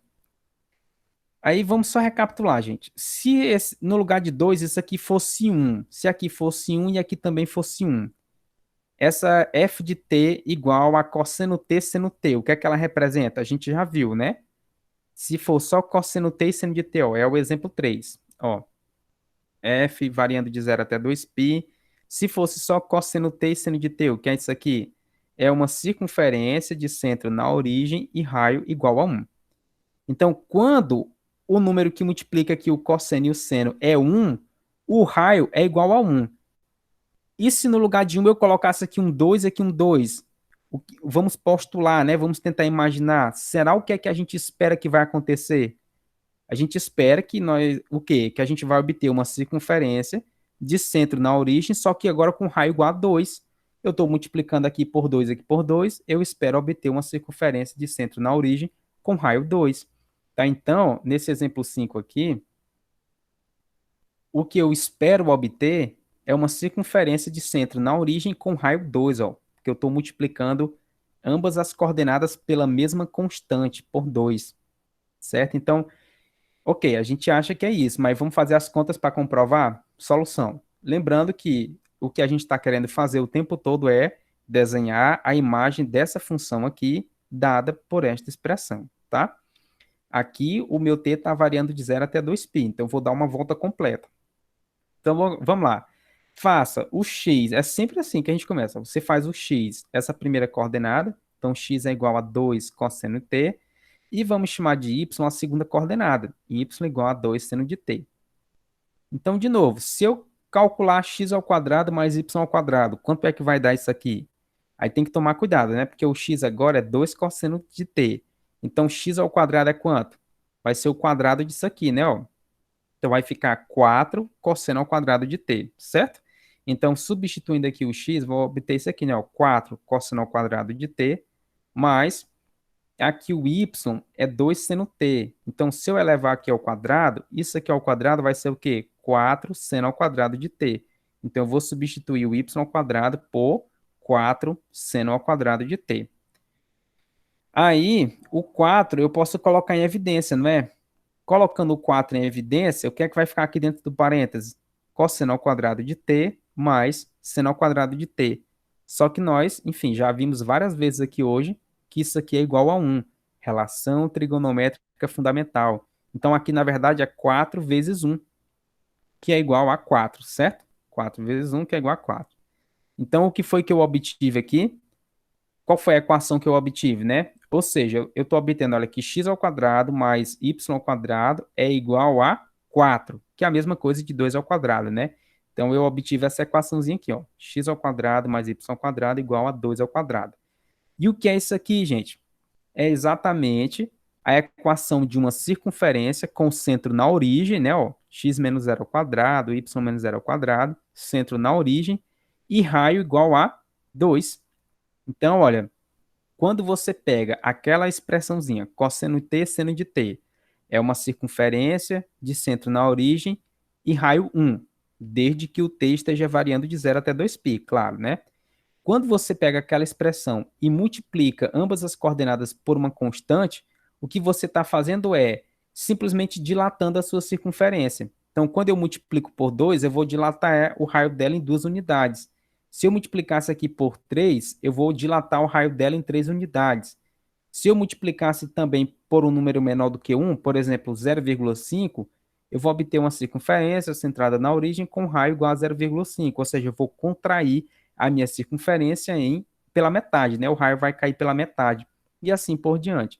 Então, ó, se você faz esse... Deixa eu fazer o seguinte, esse ponto aqui... Cadê aqui a minha equação, né? Exibir a janela de álgebra. A minha equação era esta aqui, não é isso? Pronto. Então, vamos pegar aqui a equação igual a 4.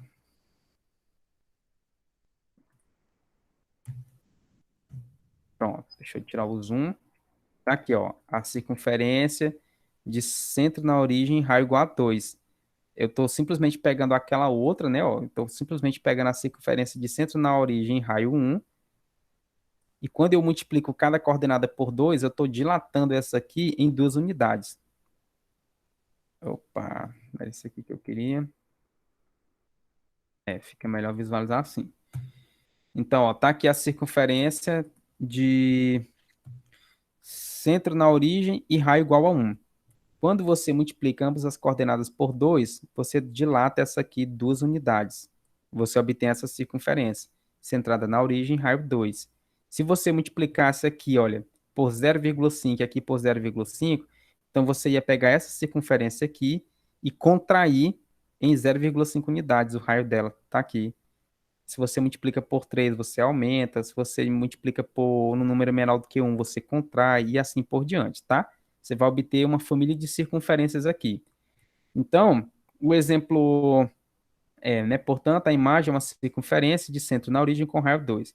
O exemplo 6 é uma generalização desse aqui. O que é que eu vou dizer? Em vez de multiplicar aqui só por 2, vamos fazer logo o seguinte. Vamos multiplicar aqui por um R qualquer, onde esse R é um número positivo, tá? Porque ele tem que ser um raio. Então, desenhe a imagem da função de 0 até 2π em R2, dada por f de t igual a R cosseno t e R seno t. Então, o que é que eu estou fazendo? Aí você imagina assim, ó, tira o R aqui por um instante. Se fosse só cosseno t e seno de t, é a circunferência de centro na origem e raio 1. Se eu multiplico aqui por R, ambas as coordenadas pela mesma constante R, então você vai estar ou dilatando ou contraindo a circunferência em R unidades. É isso que você está fazendo. Então a gente já sabe disso só de olhar ali para os gráficos, para as figuras, mas tem como comprovar isso aqui algebricamente também, olha. Como é que você faz? De novo, chama de x a primeira coordenada, está aqui, e chama de y a segunda coordenada, está aqui. Aí calcula o x ao quadrado mais o y ao quadrado. Então, como x é igual a r cosseno t, então x ao quadrado é quem? R ao quadrado, cosseno ao quadrado t. Então vai ficar assim, ó, esse x ao quadrado é igual a isso aqui, r ao quadrado, cosseno ao quadrado t, mais o y não é igual a r seno de t, então y ao quadrado vai ser igual a r ao quadrado, seno ao quadrado t. Então, no lugar do y ao quadrado, você substitui por r ao quadrado, seno ao quadrado de t. Coloca o r ao quadrado em evidência, e aqui dentro você vai obter a famosa relação trigonométrica fundamental. Isso aqui é igual a quanto? É 1. Então aqui eu vou ficar com r ao quadrado vezes 1, que é igual a r ao quadrado. Então olha a equação que eu obtive. X ao quadrado mais y ao quadrado é igual a r ao quadrado. Vamos escrever aqui embaixo. Ou seja, x ao quadrado mais y ao quadrado igual a r ao quadrado. E o que é isso aqui mesmo? É a equação de uma circunferência com centro na origem e raio igual a R. Tá? Então, realmente, olha, você multiplicar ambas, tá? Não pode ser só uma delas, não, gente. Tem que ser ambas as coordenadas e pelo mesmo número. Se você multiplicar por números diferentes, adivinha o que é que você vai obter? Curiosidade, né? Já que a gente vê isso. Mas, por enquanto, olha, vale enfatizar. Eu estou multiplicando ambas as coordenadas, não é só uma delas, são as duas ao mesmo tempo, e é pelo mesmo número. Aqui eu multipliquei por R e aqui também pelo mesmo valor R, certo? Então, o que eu vou obter é uma circunferência. Então, isso aqui descreve o quê?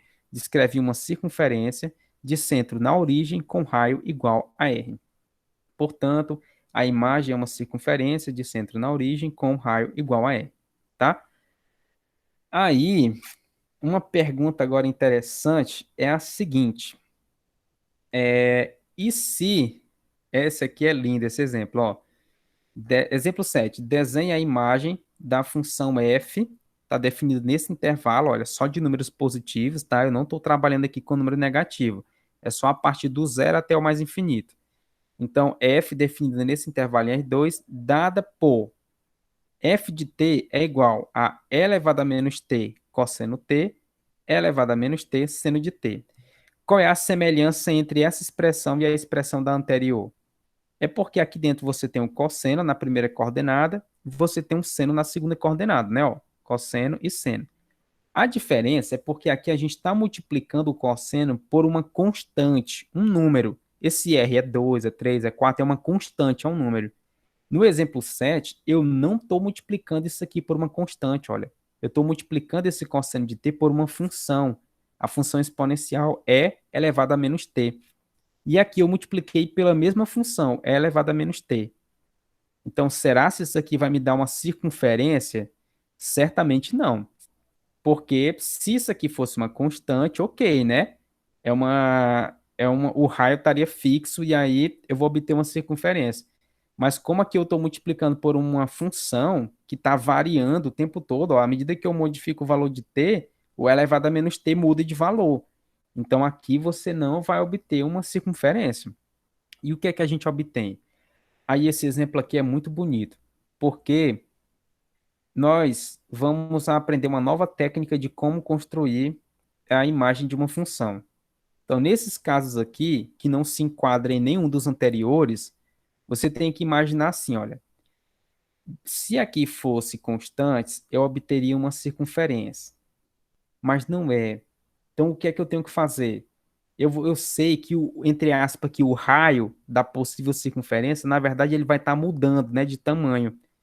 Então, a nossa curiosidade é a seguinte, esse f de t, que é um vetor, como é que o tamanho dele está se modificando? Será se está aumentando muito? À medida que o t aumenta, por exemplo, ó, que o t vai do zero para o mais infinito, né? À medida que esse parâmetro t vai aumentando, o que é que acontece com o tamanho desse vetor? Será se ele diminui, aumenta, se mantém constante? E se ele aumenta, será se aumentando muito, aumentando pouco? Como é que funciona? Então, a curiosidade aqui, a motivação é a seguinte: como aqui não é constante, então o tamanho desse vetor vai se alterar. Então, a nossa motivação natural é, então eu quero saber como é que está ocorrendo essa variação. O que é que eu faço? Bem, primeiro eu tenho que calcular a norma desse vetor. Eu vou calcular a norma do vetor, certamente essa norma vai depender do parâmetro t, e a partir disso eu faço uma análise. Eu vejo, à medida que o t aumenta, o que é que acontece com a norma do vetor? Diminui, aumenta, o que é que acontece? Tá? Então, a técnica, a estratégia é essa. Calcular a norma do vetor e ver como é que essa norma está aumentando ou diminuindo. E a inspiração toda é dessa conversa que eu já falei. Então, vamos calcular a norma desse vetor. Então, vamos calcular a norma do vetor f de t, porque como a gente falou lá no começo, gente, a imagem f de t pode ser vista tanto como um ponto, como também como um vetor, certo? Então, nessa questão aqui, mostra o quão importante é a gente identificar um ponto com um vetor que representa ele, porque aí fica mais fácil a gente poder enxergar a imagem dessa função. Então, a estratégia, vamos calcular a norma do vetor f de t e observar como esta se comporta à medida que o t aumenta. Eu já sei que ele vai aumentar ou diminuir, porque o t aqui está variando. Eu quero exatamente estudar esse comportamento, essa variação. Então, o que é a norma de um vetor? A norma de um vetor é simplesmente, por definição, que é a raiz quadrada da primeira coordenada ao quadrado mais a segunda coordenada ao quadrado. Então, olha, a raiz quadrada. Aí aqui, olha, eu peguei a primeira coordenada, que é o e elevado a menos t cosseno t. Tá aqui, e elevei ao quadrado, mais pega a segunda coordenada, que é o e elevado a menos t seno de t, e eleva ao quadrado. Agora vamos fazer algumas continhas. Bem, aqui eu tenho um produto elevado ao quadrado, né? Então, isso significa dizer que este produto aqui, olha, é igual a isso, certo? O que é que eu estou fazendo? Pegando e elevado a menos t ao quadrado vezes cosseno de t ao quadrado, certo? Né? O quadrado ele tem a propriedade distributiva, mas, então, isso aqui está elevado ao quadrado, ou seja, é a mesma coisa de e elevado a menos t ao quadrado vezes o seno de t ao quadrado, está aqui. Agora percebam que esse e elevado a menos t ao quadrado, ele aparece aqui e aparece aqui também. É um fator comum. Então vamos colocar esse fator em evidência, porque quando eu colocar ele em evidência, ó, vai aparecer o quê? Cosseno de t ao quadrado e seno de t ao quadrado, que eu sei que é igual a 1. Então vamos colocar esse termo aqui em evidência, certo? Então repete a raiz, ó.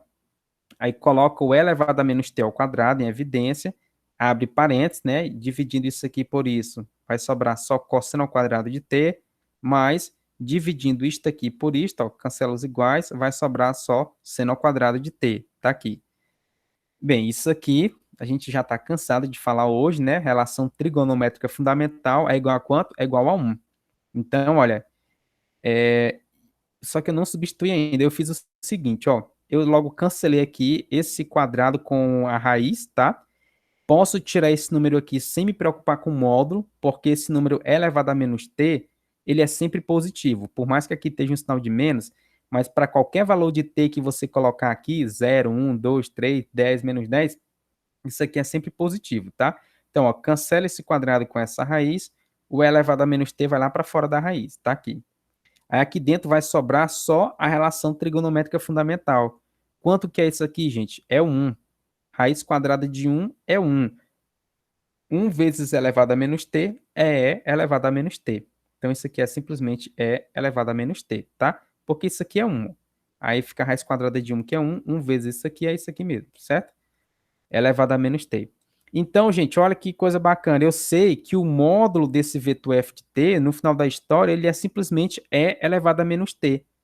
Então, ó, assim, o módulo do meu vetor é e elevado a menos t, que se você quiser, para a gente poder analisar melhor, e elevado a menos t, vocês concordam que é a mesma coisa de 1 sobre e elevado a t, né? O e elevado a menos t é 1 sobre e elevado a t. Então, o módulo, o tamanho do meu vetor é igual a 1 sobre e elevado a t. Então, o tamanho desse vetor está variando, está mudando de acordo com essa função aqui. Aí, olha, essa função, vamos lembrar lá das aulas de cálculo, né? Você tem aqui um quociente. Aqui no numerador é uma constante, um valor fixo, está parado. E o denominador, o que é que acontece com ele, gente? Ó, se você faz o t muito grande, o que é que acontece com a função elevada a t? Qual é a característica fundamental de uma função exponencial? É exatamente função que ou cresce muito rapidamente ou decresce muito rapidamente, né? Até no nosso dia a dia a gente fala assim, nossa, a dificuldade da prova aumentou de forma exponencial, ou seja, aumentou de forma muito grande, muito rápida, né? Então, funções exponenciais, elas têm essa característica de ou crescer ou decrescer muito rapidamente. No caso aqui, como esse t, lembrando, olha, lá na definição, o t é um número positivo, então e elevado a t, e elevado a t vai continuar sendo um número positivo. Então, à medida que esse t aumenta, o e elevado a t aumenta muito. Gente, se esse denominador cresce muito, o que é que acontece com esse quociente aqui? 1 sobre e elevado a t. Esse quociente tende para zero, vocês concordam? Aqui está fixo. Se eu divido por 10, vai ficar 0,1. Aí aumenta o denominador, divide por 100, fica 0,01. Divide por 1.000, 0,001. Divide por 1 milhão, 0,0001. Então, à medida que o denominador aumenta, esse quociente aqui, ele tende a zero, ele diminui muito. Então, desse modo, à medida que o t cresce, o módulo do vetor f de t tende a zero. Porque, olha, o módulo é igual a esta expressão. Se o t cresce muito aqui nesta expressão, esse denominador cresce muito e esse quociente vai para zero. Então, isso quer dizer que à medida que o t vai crescendo muito, o módulo desse vetor vai tendendo a zero. Então, vamos estudar o comportamento. Como é que a gente faz isso no GeoGebra, né? Como é que a gente desenha essa figurinha? Então, vamos estudar isso aqui. O que é que eu vou fazer? Eu vou construir aqui, primeiro, um ângulo. Tá? Eu vou chamar aqui o ângulo, vou dar o nome para ele de T. E esse T, vamos supor que ele está variando aqui de 0 não só a 360, mas vamos botar ele dando mais de uma volta aí, tá? 3 voltas, por exemplo, de 0 até 1080 graus. Ele deu uma, duas, 3 voltas. Então, esse T, deixa eu só mudar isso aqui. Então, esse T é um ângulo que está variando de 0 até 1080 graus. Isso quer só dizer que ele dá mais de uma volta na circunferência, dá 3 voltas na circunferência, tá? Se você multiplicar aí 360 vezes 3, eu acho que dá 1080. Enfim, aí tá aqui, olha. Eu vou, à medida que eu for arrastando aqui para a direita, ó, esse T vai aumentando, certo? Ó, aqui o T é 0, o T é 78, o T é 168, ó. À medida que eu vou aumentando, arrastando para a esquerda, para a direita, esse T está aumentando muito. Agora, o que é que eu vou construir? Eu vou construir aqui um ponto, chamar aqui um ponto A, e vou colocar assim, olha, as coordenadas dele, a primeira, eu estou fazendo bem aqui no canto inferior direito. É ruim para visualizar, mas eu estou falando para vocês, ó. A primeira coordenada eu vou chamar de cosseno de t, e a segunda coordenada eu vou chamar de seno de t. Seno de t. Então, o que é que acontece à medida que eu... Deixa eu aumentar aqui o zoom. O que é que acontece à medida que eu for arrastando aqui esse ponto, ó? O que é que ele vai descrever? O que é que ele vai descrever, né? Ó, considera até aqui o vetor, ó. Esse pontinho aqui, gente, só um instante. Esse pontinho aqui é o f de t, tá? Aí, ó, o que é que está acontecendo com f de t à medida que eu vou aumentando aqui o ângulo? Ele vai descrevendo que figura aí? Vai descrevendo uma circunferência com centro na origem e raio igual a 1, né? Porque as coordenadas dele são cosseno de t e seno de t. E como a gente viu lá naquele exemplo 3, ou foi exemplo 4, a função definida por essa expressão, cosseno t e seno t, descreve uma circunferência, vou até botar aqui para habilitar o rastro dele, ó. Vou botar para animar agora, ó. Descreve uma circunferência, né, ó, com centro na origem e raio igual a 1. É por isso que é chamado de trajetória, tá, gente? Ó, é porque é como se fosse a trajetória de uma partícula, né? Esse ponto aqui, ó, imagina ele como sendo uma partícula. E aí ele está se locomovendo aí, nós estamos descrevendo a trajetória dele, certo? Então, ó, tá aí. Se as coordenadas fossem cosseno t e seno de t, descreve isso aqui. Mas não é o nosso caso. O nosso caso ali não é a função cosseno t e seno de t. Eu tenho e elevado a menos t e e elevado a menos t. Então, vamos modificar agora as coordenadas desse ponto. Vamos modificar as coordenadas desse ponto. Vamos modificar as coordenadas desse ponto aqui, olha. Eu vou agora multiplicar a primeira coordenada por E. Vocês vão ver que coisa bonita vai acontecer aqui, ó. E elevado a menos t. E aqui, né, vezes cosseno t. E aqui também vai aparecer o E elevado a menos t. Opa. Na segunda coordenada. Então tá aqui. Ó, quando t é zero, o que é que acontece aqui quando t é zero? E elevado a zero é 1, né? E elevado a zero é 1. Cosseno de zero é 1, seno de zero é 0. Então, esse aqui vai ser o ponto de coordenadas 1 e 0. Ó, o t aqui está igual a 0 e o ponto está exatamente aqui, olha. Esse ponto tem coordenadas 1 e 0. Está até aparecendo aqui no GeoGebra, ó. Ponto A, coordenadas 1 e 0. Agora, de acordo com a análise que nós fizemos aqui, o que é para acontecer? À medida que o t aumenta, esse quociente aqui diminui. Mas quem é esse quociente? É a norma do vetor. Então, de acordo com a nossa álgebra, à medida que eu começar a arrastar aqui, começar a aumentar o valor de t, o que é para acontecer com esse vetor? O tamanho dele é para diminuir. Vamos ver se isso acontece? Olha como é bacana, gente, ó. Eu vou até botar aqui para habilitar o rastro. Já está habilitado, ó. O que é que acontece? Exatamente o que a gente estava prevendo. Foi tão rápido que vocês talvez nem tenham percebido direito. Mas por que foi tão rápido? Porque ele está decaindo na velocidade de uma função exponencial. Agora eu vou controlar aqui, olha, com a minha mão mesmo, para vocês poderem visualizar. Olha o que é que acontece, gente, ó. Então, quando eu arrasto um pouquinho, ó, o tamanho do vetor vai diminuindo, ó.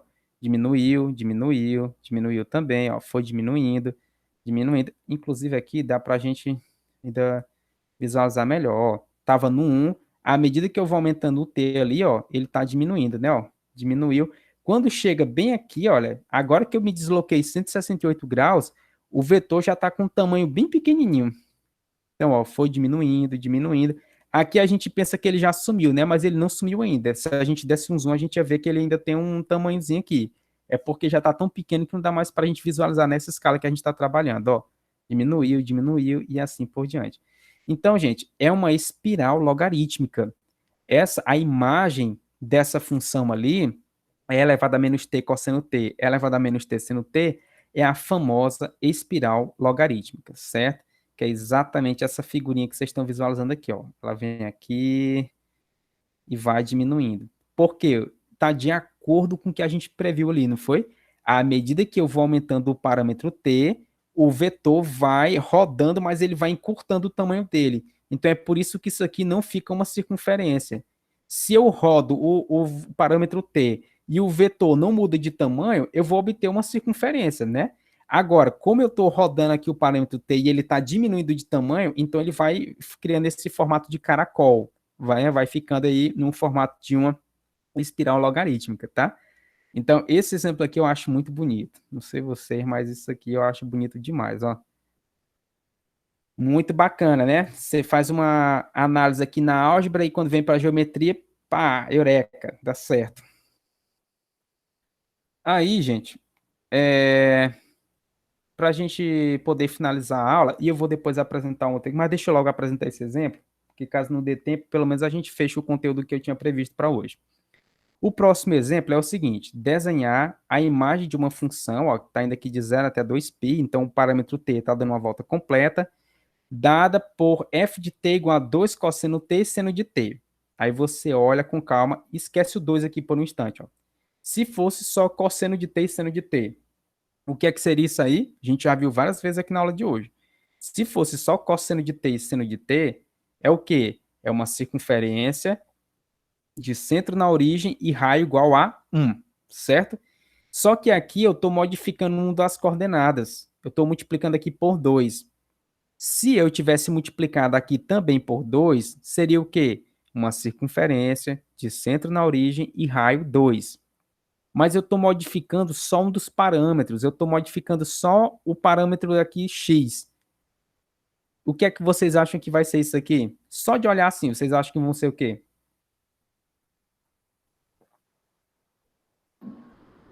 Acho que vai ser uma elipse. Uma elipse, perfeito. Porque se fosse cosseno t seno t, seria uma circunferência. Como eu estou deformando só no eixo x, então ela vai achatar e vai dar uma elipse. E aqui, olha, diferentemente do exemplo anterior, eu estou multiplicando aqui, por uma constante. Se eu multiplico aqui por uma função, aí é outra história. O tamanho do vetor vai ficar mudando o tempo todo, aí é outra história. Você vai obter uma espiral e tudo mais. Vai ser exatamente uma elipse. Então, ok, a gente acha isso, agora vamos comprovar com a álgebra. Então, como é que a gente faz? Ó, a mesma brincadeira, chama isso aqui de x e chama isso aqui de y. Então, ó, faça x igual a 2 cosseno t e o y igual a seno t, que é a segunda coordenada. Vamos isolar o cosseno aqui, olha, passa esse 2 para cá dividindo, tá? Então, logo, ó, se você tem aqui x dividido por 2 é igual a cosseno de t e eu só repeti essa parte aqui, olha, y igual a seno de t, tá? Desse modo, se eu pegar esse número ao quadrado mais esse aqui ao quadrado, isso vai ser igual a quem? A cosseno ao quadrado mais seno ao quadrado, que por sua vez é 1, né? Então, vamos fazer esse aqui ao quadrado mais y ao quadrado. Ó. Então, desse modo, se você pegar x sobre 2 ao quadrado e somar com y ao quadrado, isso aqui vai ser igual a quanto? Vamos só substituir, ó. Esse x sobre 2 é igual a cosseno de t. Então, substituindo aqui, vai ficar cosseno ao quadrado de t. Mais o y é seno de t. Então, y ao quadrado é seno ao quadrado de t. Então, só substituir o y ao quadrado por seno ao quadrado.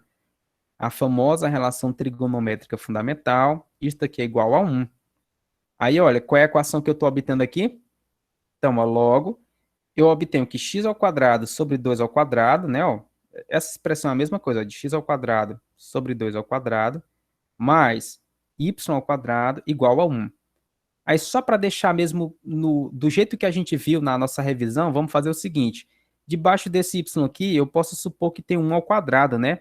Porque enfim, y ao quadrado é a mesma coisa de y ao quadrado dividido por 1. Então, vocês concordam que isso aqui é a mesma coisa disso aqui, né? Ó, se você dividir, você volta para cá. Então, eu vou escrever essa expressão assim, ó, x ao quadrado sobre 2 ao quadrado, mais y ao quadrado sobre 1 ao quadrado, igual a 1. Gente, aqui está na mesma configuração da equação que eu apresentei para vocês. É uma elipse. Né? Você percebe que você está deformando aqui o eixo x em 2 unidades e o eixo y em 1 unidade. E ainda mais, essa elipse aqui, onde é que ela toca o eixo x? Nos pontos 2 e menos 2. Onde é que ela intersecta o eixo y? No ponto 1 e menos 1, certo?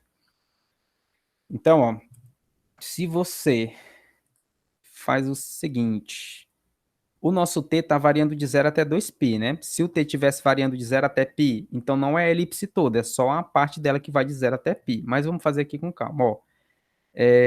Vamos fazer o seguinte, deixa eu desabilitar um rastro aqui, vamos modificar as coordenadas desse ponto, ó.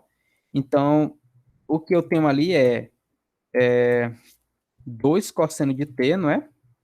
É isso aqui, né? O 2 cosseno de t e seno de t. Vamos tirar aqui o zoom.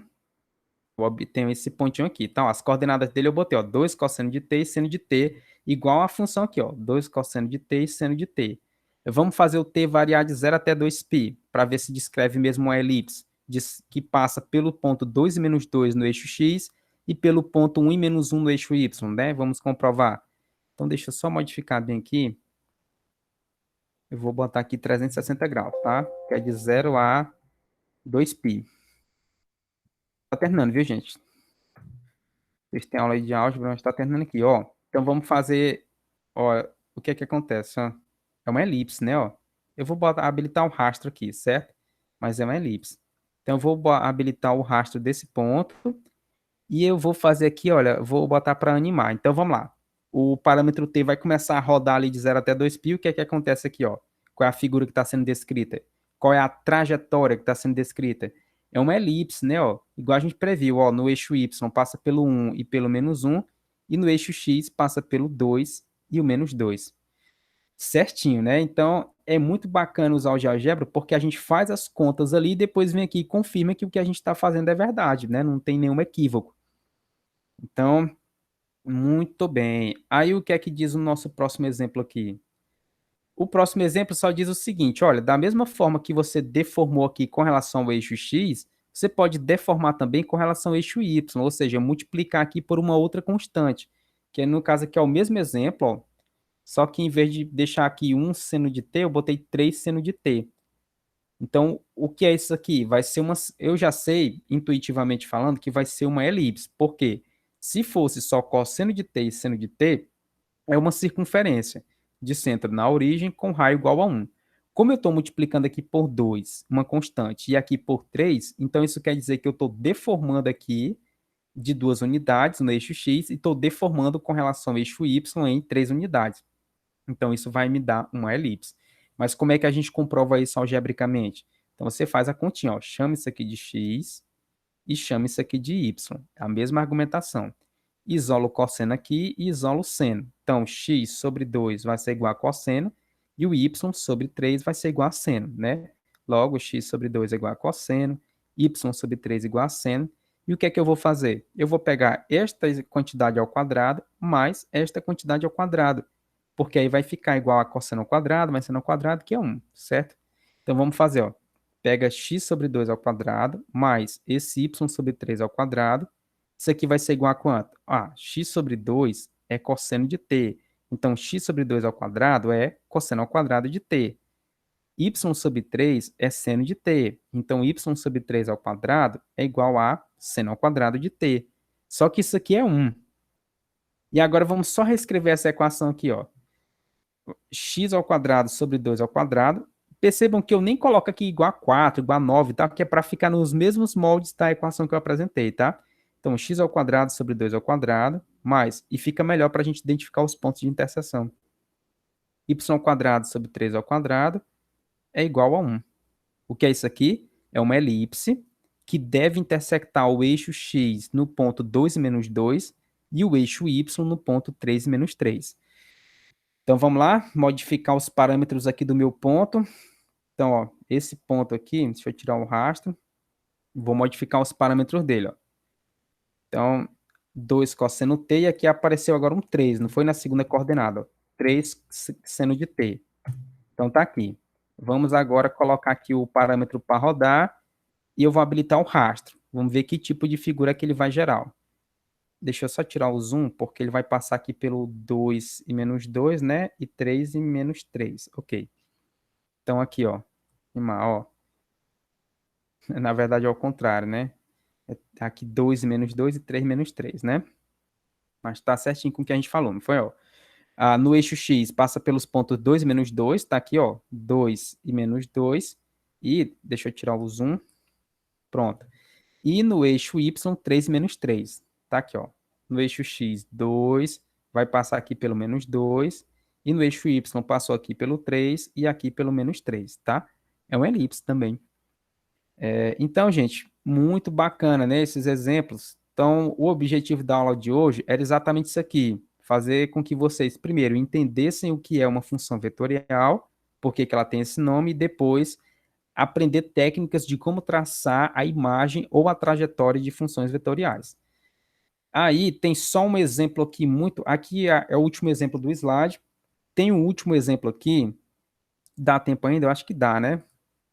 O que é que vocês acham? Dá tempo para apresentar mais um exemplo ou vocês já querem sair para assistir a aula? Vocês é quem dizem aí. Acho que dá tempo, sim. Pois pronto, é jogo rápido aqui, eu prometo, ó. Mas é um exemplo muito bonito, que é uma questão, na verdade. É uma questão aqui, olha. Na página 7.1, vocês vão fazer aí, tá? Os exercícios é só para fazer isso, gente, ó. Desenha a imagem. Aí deixa aí, bota a imaginação de vocês aí para funcionar, ó. O que é isso aqui? Tem alguma relação entre a segunda e a primeira coordenada? Se não tiver relação nenhuma, será se é uma elipse? Será se é uma elipse? Aí tem um exemplo aqui, que é o 11, que é muito parecido com aquele exemplo ali da nossa espiral logarítmica. Vocês vão fazer isso aqui, mas eu vou só dar um spoiler para vocês, tá? Então, qual é a diferença desse exemplo aqui para o exemplo que eu apresentei para vocês, da espiral logarítmica, que foi esse aqui, ó. Qual é a diferença? Aqui eu tenho e elevado a menos t, né? Multiplicando as coordenadas. E no exemplo do livro, opa, cadê? É aqui do lado, desculpa. E no exemplo do livro, eu tenho e elevado a t, não tenho menos, é só e elevado a t e e elevado a t. T também positivo aqui, olha, tá igualzinho, só muda porque aqui não tem um sinalzinho de menos. Aí o que é que vocês vão fazer? Vocês têm que raciocinar do mesmo jeito. Olha, se fosse só cosseno t e seno de t, é uma circunferência. Se aqui fosse uma constante, eu ia dilatar essa circunferência. Mas como aqui é uma função, então isso quer dizer que o vetor, à medida que o t vai aumentando, esse vetor vai mudar de tamanho. E o que é que está acontecendo com o tamanho dele? Aumenta muito, diminui. Aí você faz a mesma continha, você calcula o módulo, a norma desse vetor. Então você vai fazer essa mesma continha, ó, calcula a norma do vetor. Aí lá naquela questão, aqui não vai ter esse menos, mas vai ficar essa mesma conta, só tira esse sinalzinho de menos.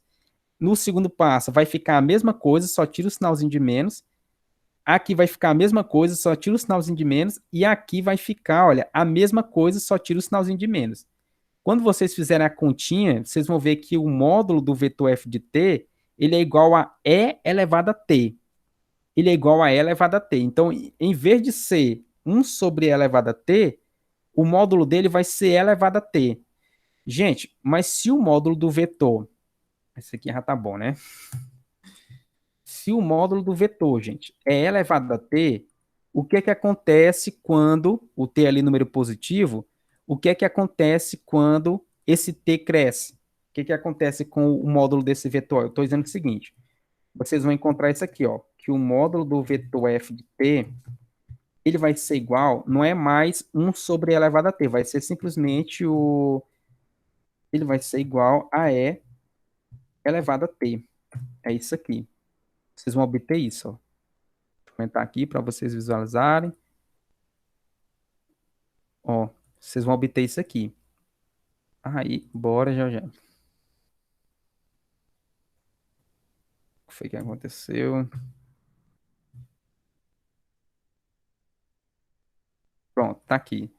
Vocês vão obter isso, gente. E o que é que acontece aqui com o módulo desse vetor quando esse t cresce muito? O que é que acontece? Quando esse t cresce muito, o que é que acontece com a função elevada a t? Bem, é uma função exponencial, né? Onde esse t aqui é positivo. Faz o t crescer, meu amigo, essa quantidade aqui vai crescer, como o próprio nome já diz, de forma exponencial, ou seja, vai crescer muito. Então, naquela questão, no exemplo que eu apresentei, como tinha um sinalzinho de menos, à medida que o t crescia muito, o tamanho do vetor encolhia. Aqui é o contrário. À medida que o t aumenta, esse vetor vai aumentar absurdamente de tamanho. Então, que tipo de figura é que a gente vai obter? Aí eu vou só dar um esboço aqui para vocês, ó. Então, vamos fazer a mesma brincadeira, rapidinho aqui. Então, eu vou construir aqui um ângulo, eu vou chamar ele de t, e esse meu ângulo, ele vai variar de 0 até, eu vou botar aqui 1080 graus de novo, tá? 3 voltas completas. Deixa eu botar aqui 0,001, tá aqui, ok? Então tá ali o T, ó, para a gente ficar arrastando depois. E aí vamos construir um ponto. O ponto vai ter essas coordenadas aqui, olha. É elevado a T vezes o cosseno de T. E na segunda coordenada vai ser o E elevado a T vezes o seno de T. O T agora aqui positivo, tá? Calma aí, rapaz. Eu nem pedi para tu fazer o... Tá parado aqui. Olha o que é que vai acontecer. Vamos lá. Agora aqui eu vou ter que tirar o zoom, certo? Eu vou tirar o zoom para a gente poder visualizar bem. Na outra eu tive que aumentar, ampliar o zoom para a gente ver o que estava acontecendo. Aqui eu vou ter que tirar o zoom, ó. Estou me distanciando aqui, estou mudando a escala. Já está indo de 10 em 10 aqui, certo? Então agora, ó, vou habilitar o rastro dele e agora eu vou pedir aqui para o T começar a variar. O que é que vai acontecer com o tamanho do vetor? Ah, mas eu estou só esquecendo de uma coisa, né? De identificar o vetor aqui.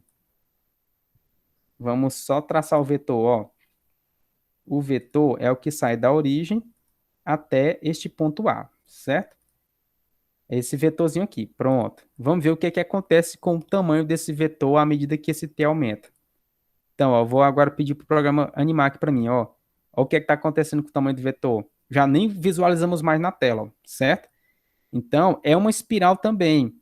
Só que aqui, diferentemente do outro caso, à medida que o t aumenta, em vez do vetor ir encolhendo o tamanho, ele vai aumentando.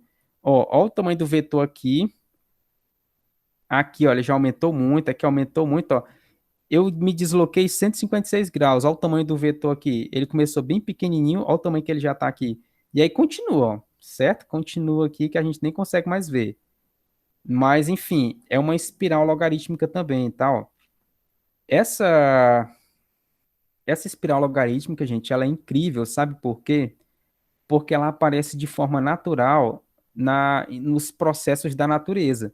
Por exemplo, vocês podem pegar uma água e jogar no ralo. Todo mundo já observou isso, né? Pega a água e joga no ralo. Como é, a água pode bagunçar do jeito que quiser, mas lá no final o que é que ela faz?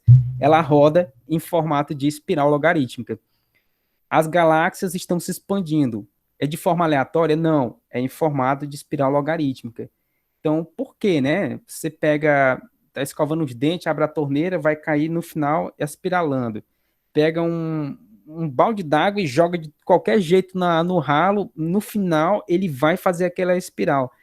É como se essa curva aqui, ela fosse uma curva que minimiza espaço, tempo e energia. Porque vocês sabem que o universo, ele sempre procura desenvolver todos os processos naturais da forma que vai otimizar espaço, tempo e energia. Então, essa curva aqui parece que ela tem essa propriedade, porque coisas desde o micro até o macro obedecem esse comportamento. Então, é muito louco, né? Gente, era isso aqui o que eu tinha para apresentar